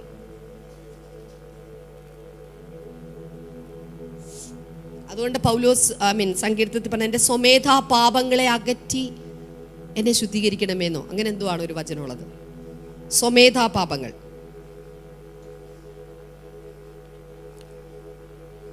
നിങ്ങളുടെ പാപങ്ങളുടെ പുറത്ത് നിന്നുകൊണ്ട് ദൈവവുമായിട്ടൊരു കൂട്ടായ്മ ബന്ധം, ആഴത്തിലുള്ളൊരു ബന്ധം സ്ഥാപിക്കാൻ നിങ്ങൾക്ക് പറ്റില്ല. നമ്മൾ പാപം ചെയ്തുകൊണ്ടിരിക്കുമ്പോൾ നമുക്ക് ആഴത്തിലൊരു കൂട്ടായ്മ ബന്ധത്തിലേക്ക് പോകാൻ പറ്റില്ല. നമുക്ക് അത് ഏത് തരത്തിലുള്ള പാപമാണെങ്കിലും. ലൂക്കോസിന്റെ സുവിശേഷം 19-ാം അധ്യായം അതിലേക്ക് വരുമ്പോൾ സക്കായിയെ കുറിച്ച് നമ്മൾ കാണുന്നുണ്ട്. സക്കായി മരത്തിന്റെ മുകളിൽ നിൽക്കുകയാണ്. അറിയാലോ, സാക്യൂസ്. സക്കായി മരത്തിന്റെ മുകളിൽ നിൽക്കുക. എല്ലാവരും ആമേൻ പറയാമോ? സക്കായി മരത്തിന്റെ മുകളിൽ നിൽക്കുമ്പോൾ പെട്ടെന്ന് താഴെ കൂടെ കർത്താവ് പോവുകയാണ്. കറക്റ്റ് ആ സ്ഥലത്തെത്തി കഴിഞ്ഞപ്പോൾ കർത്താവ് എന്ത് ചെയ്തു? മുകളിലോട്ട് ഒറ്റ നോട്ടം നോക്കിയിട്ട് എന്ത് പറഞ്ഞു? സക്കായി താഴെ ഇറങ്ങി വാ, I want to stay with U.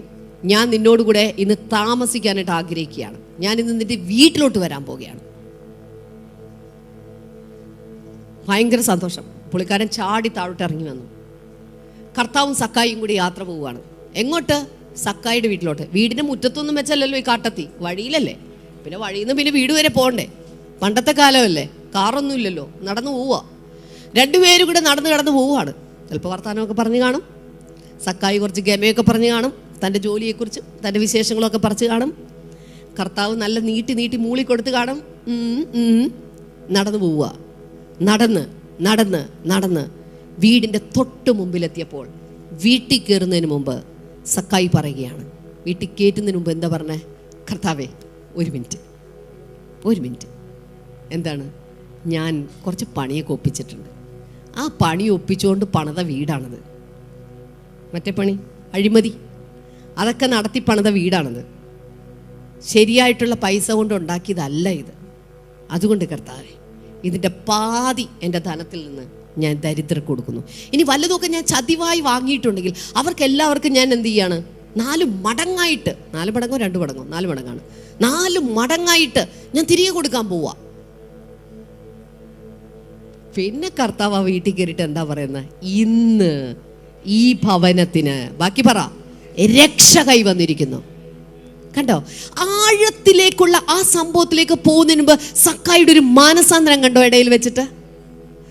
ഇവിടെയാണ് ആഴത്തിലേക്കുള്ള ഒരു ബന്ധവും അനുഗ്രഹവും വരണം. എന്നിട്ട് കർത്താവ് പറയുകയാണ്, ഇവൻ എന്താണ്? അബ്രഹാമിന്റെ മകനല്ലയോ? പിന്നെ ഒരു കൂനിയായ സ്ത്രീയോടും പറഞ്ഞേക്കുന്നത് കർത്താവ്, അബ്രഹാമിന്റെ മകളല്ലയോ എന്ന്. ഓക്കെ, അപ്പൊ ഇവിടെ ഇവനോട് പറയുകയാണ്, ഇവൻ അബ്രഹാമിന്റെ മകനല്ലയോ? അവനെ അബ്രഹാമിന്റെ പദവിയിലോട്ട് അങ്ങോട്ട് കയറ്റി. എന്ന് വെച്ചാൽ അബ്രഹാം എന്ന് വെച്ച് കഴിഞ്ഞാൽ പണത്തിന്റെ കാര്യത്തിൽ, ധനത്തിന്റെ കാര്യത്തിൽ ഏറ്റവും മാന്യതയിൽ നിൽക്കുന്നവനാണ്. ഒരു രാജാവിനോട് പറഞ്ഞതുപോലും, നിന്റെ ഇതൊന്നും എനിക്ക് വേണ്ട, ഒന്ന് നിന്റെ എന്തോ പറയാ, ഒരു ചെരുപ്പിന്റെ വാറാകട്ടെ, ഒന്നും എനിക്ക് വേണ്ട എന്നും പറഞ്ഞുകൊണ്ട് പോകുന്നവനാണ് അബ്രഹാം. മനസ്സിലാകുന്നുണ്ടോ? ലോത്തായിട്ട് ഡിസ്പ്യൂട്ട്സ് ഉണ്ടായപ്പം, വാക്ക് തർക്കം ഉണ്ടായപ്പം, നീ നല്ല സ്ഥലമൊക്കെ നോക്കി എടുത്തോടോ മോനെ എന്ന് പറഞ്ഞിട്ട് ലോത്തിന് നല്ല സ്ഥലം എടുക്കാൻ വേണ്ടി അനുവദിച്ചവനാണ്. അപ്പോൾ കണ്ടോ, വഞ്ചന എന്ന് പറയുന്ന ധനത്തിന്റെ കാര്യത്തിൽ ഒട്ടുമേ ഇല്ലാതിരുന്ന ഒരാളായിരുന്നു അബ്രഹാം, ധനാഢ്യനായിരുന്നിട്ടും.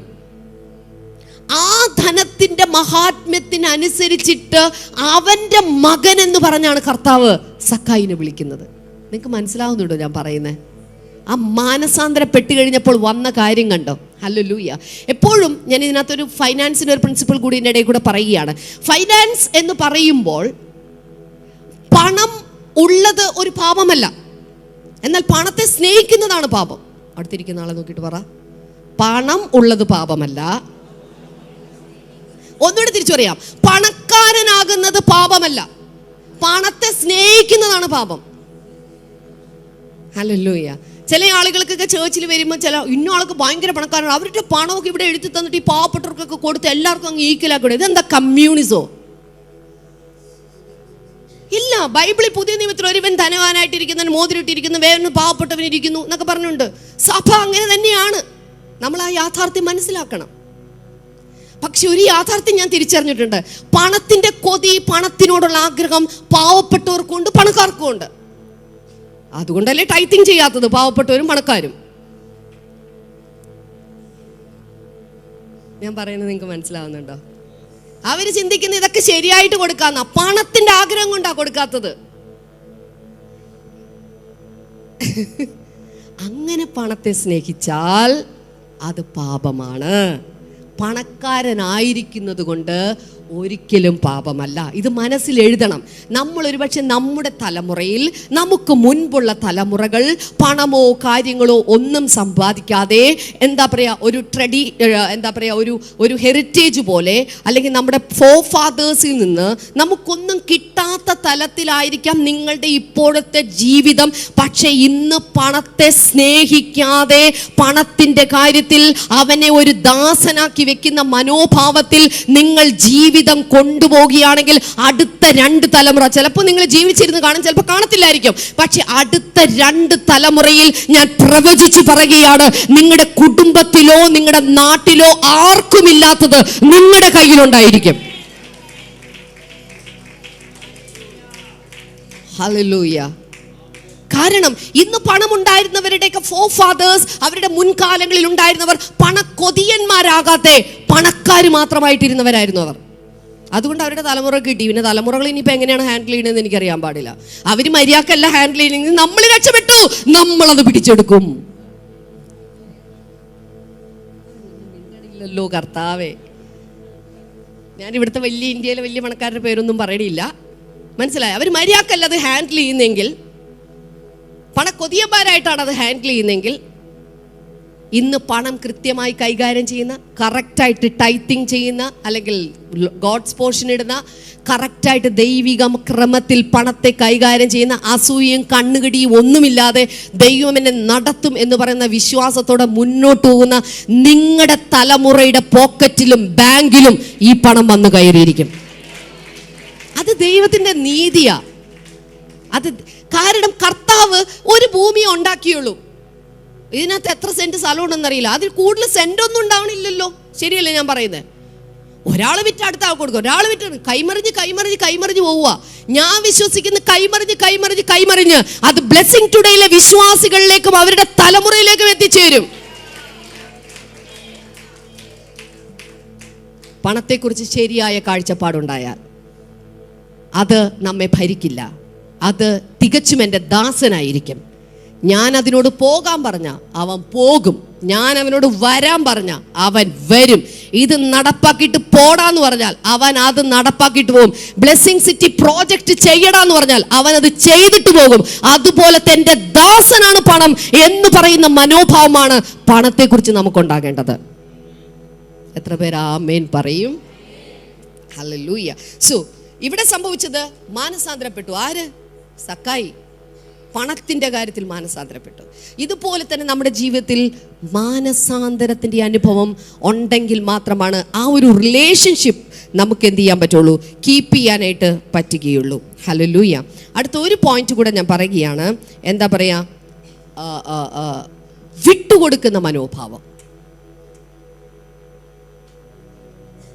നമ്മുടെ ജീവിതത്തിൽ ഏറ്റവും വില കൂടിയ കാര്യങ്ങളെ നമുക്ക് വിട്ടുകൊടുക്കാൻ നമുക്ക് പറ്റണം. അവിടെയാണ് ആ ബന്ധം സ്ഥാപിക്കുന്നത്. നേരത്തെ അബ്രഹാം സ്നേഹിതനാണെന്നൊക്കെ പറഞ്ഞു കർത്താവിൻ്റെ. എന്താ കർത്താവ് ചോദിച്ചത് അബ്രഹാമിനോട്? പറ. വീട്ടിലിരിക്കുന്ന 1 പവൻ സ്വർണം ഓഫറിംഗ് ബോക്സിലിടൂ. ആണോ? ബാങ്കിൽ കിടക്കുന്ന 10 ലക്ഷം രൂപ എടുത്ത് ബ്ലെസ്സിങ് ടുഡേക്ക് കൊടുക്കൂ. അതുമല്ലോ ആണോ കർത്താവ് പറഞ്ഞേ? അതൊക്കെ നമ്മൾ എപ്പണ്ടേ ചെയ്യുമെന്ന് കർത്താവിനറിയാം. നമ്മൾ ചില ആളുകളൊക്കെ അതൊന്നും ചെയ്യാൻ ഒരു ബുദ്ധിമുട്ടും ഇല്ലാത്തവരാണ്, അതൊക്കെ ചെയ്യും. പക്ഷെ അപ്പോഴും നമുക്ക് പ്രധാനപ്പെട്ട, നമ്മൾ പ്രാധാന്യം കൊടുക്കുന്ന വേറെ കാര്യം ഉണ്ടായിരിക്കും. കർത്താവ് അത് തന്നെ കറക്റ്റായിട്ട് കർത്താവിന് വേണ്ടി സമർപ്പിക്കുമോ എന്ന് കർത്താവ് നോക്കുന്ന ആ കാര്യമാണ്. ഹല്ലേലൂയ. ചിലർക്ക് പണമായിരിക്കാം, ചിലർക്ക് പണമായിരിക്കില്ല, ചിലർക്ക് മകനായിരിക്കും. ഹല്ലേലൂയ. മക്കളായിരിക്കും, ചിലർക്ക് വീടായിരിക്കും, ചിലർക്ക് പ്രതാപമായിരിക്കും. ഓക്കെ. ഒരുത്തൻ ചെറുപ്പക്കാരൻ യേശുവിൻ്റെ അടുക്കൽ അനുഗമിക്കാൻ ചോദിച്ചപ്പോൾ അവൻ്റെ പൈസയൊക്കെ കൊടുത്തിട്ട് നീ വാന്ന് പറഞ്ഞു. അവന് പണമായിരുന്നു പ്രശ്നം. എന്നാൽ അബ്രഹാമിന് മകനായിരുന്നു, ആറ്റുനോറ്റുണ്ടായ കുഞ്ഞ.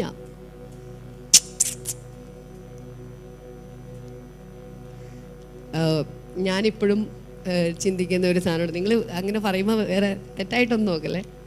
കുറേ നാളുകൾക്ക് മുമ്പ് എന്ന് വെച്ചാൽ ഒരു 10 വർഷത്തിന് മുമ്പായിട്ടുണ്ടാവുമായിരിക്കും, എൻ്റെ കയ്യിലൊരു നല്ല വളയുണ്ടായിരുന്നു. അപ്പോൾ എന്നെ കാണുന്നവരെല്ലാം പറയുമായിരുന്നു, നല്ല ഭംഗിയുണ്ട് സിസ്റ്റർ, ഇതെവിടെ നിന്ന് വാങ്ങി, ഇതെങ്ങനെ ചെയ്താ, എങ്ങനെയാ, ഏതാന്നൊക്കെ ഇങ്ങനെ പറയായിരുന്നു. ഞാൻ ഇടയ്ക്കിടയ്ക്കൊക്കെ പോകുമ്പം ഞാനിങ്ങനെ വെറുതെ എൻ്റെ കണ്ണിലിങ്ങനെ നോക്കും, നല്ലതാണല്ലേ. ഞാൻ തന്നെ എന്നോട് പറയും, ഓ നല്ലതാണല്ലേ. ഒരു ദിവസം കറക്റ്റായിട്ട് പാസ്റ്റർ എന്തോ ഒരു പ്രോജക്റ്റിൻ്റെ കാര്യം പറഞ്ഞപ്പം ഞാൻ സ്റ്റേജിൽ നിന്ന് ഇങ്ങനെ മൈക്രോഫോൺ എടുത്തോണ്ടിരിക്കുക. അന്ന് രാവിലെയും കൂടി ഞാൻ നല്ലതാണല്ലേ എന്ന് ഞാൻ പറഞ്ഞ സാധനത്തിനോട് കർത്താവ് എന്നോട് പറയും, ഇപ്പം കവർ എടുത്ത് ഇടാൻ പറഞ്ഞു.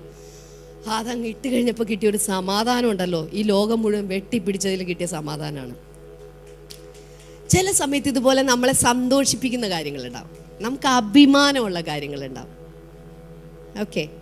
ചിലപ്പോൾ നമ്മൾ ചിന്തിച്ചുകൊണ്ടിരിക്കുന്ന എൻ്റെ മോൻ വലുതായി അങ്ങനെയൊക്കെ ആയിക്കഴിഞ്ഞതിന് ശേഷം ഇപ്പം ഞങ്ങളുടെ വീട് കുഞ്ഞു വീടാ, ആ വീടൊക്കെ ഒന്ന് പണിത് നല്ല സെറ്റിലായിട്ട് വയസ്സാം കാലത്ത് എനിക്ക് ഈസി ചെയറിലിരിക്കണം. പക്ഷെ കർത്താവ് ആ മോൻ എൻ്റെ വേലയ്ക്ക് വേണ്ടി ഇങ്ങ് വിട്ടുതാ എന്നായിരിക്കും പറയുന്നത്. ഒരു ഹല്ലേലൂയായോ ആരുടെയും കേൾക്കുന്നില്ലല്ലോ കർത്താവേ.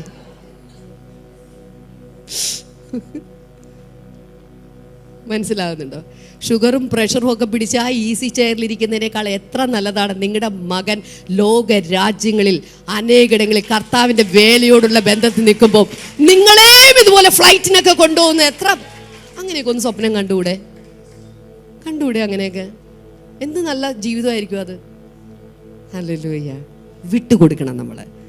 ചിലപ്പോൾ ചില കാര്യങ്ങൾ വിട്ടുകൊടുക്കാത്തത്, സമ്മതിച്ചു കൊടുക്കാത്തത് ദൈവവുമായിട്ടുള്ള നമ്മുടെ ബന്ധം എൻ്റെ ലൈഫിൽ എത്ര പ്രാവശ്യം പറ്റിയിട്ടെന്നറിയാമോ?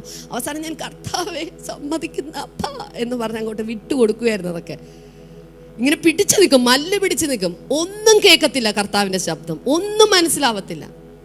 നിങ്ങളാരും മനസ്സിലാക്കിയില്ല, പാസിൻ്റെ ഭാര്യയിലെ ഇങ്ങനെ അങ്ങ് പോവുമായിരുന്നു. പക്ഷെ എൻ്റെ ഹൃദയത്തിനകത്ത് എൻ്റെ കർത്താവിൽ നിന്ന് ഞാൻ എന്താ പറയുക, പ്രകാശ വേഗതയുടെ അകലത്തിൽ ഞാൻ ജീവിച്ചിട്ടുണ്ടായിരുന്നു. നിങ്ങളുടെ ലൈഫിൽ ഇതുപോലെ ഉണ്ട്. ഞാൻ ലൈഫ് എക്സ്പീരിയൻസാണ് പറയുന്നത്, പച്ചയായ യാഥാർത്ഥ്യങ്ങൾ.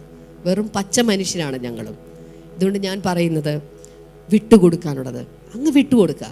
ഇതാ ഞാൻ കർത്താവിൻ്റെ ദാസി, അങ്ങയുടെ ഇഷ്ടം പോലെ എന്നിൽ ഭവിക്കട്ടെ എന്ന് പറയുന്ന പോലെ അതങ്ങോട്ട് വിട്ടുകൊടുത്തേക്കുക. അതോടെ കിട്ടാൻ പോകുന്നൊരു സമാധാനവും ഒരു അന്തരീക്ഷമുണ്ട്.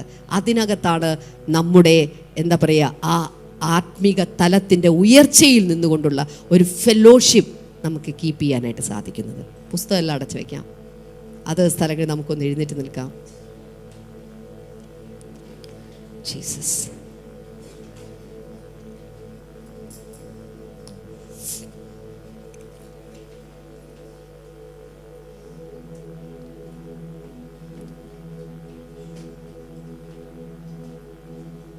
ഇതിനിടയിൽ നമ്മൾ പ്രാർത്ഥിച്ചുകൊണ്ടിരിക്കുകയായിരുന്നു അല്ലേ?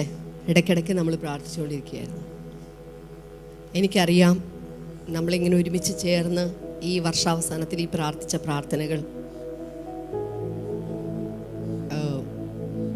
യാക്കോബിൻ്റെ കോവണി പോലെ ഒരു കോവണി ഇതിൻ്റെ നടുവിലിറങ്ങി നിൽപ്പുണ്ട്.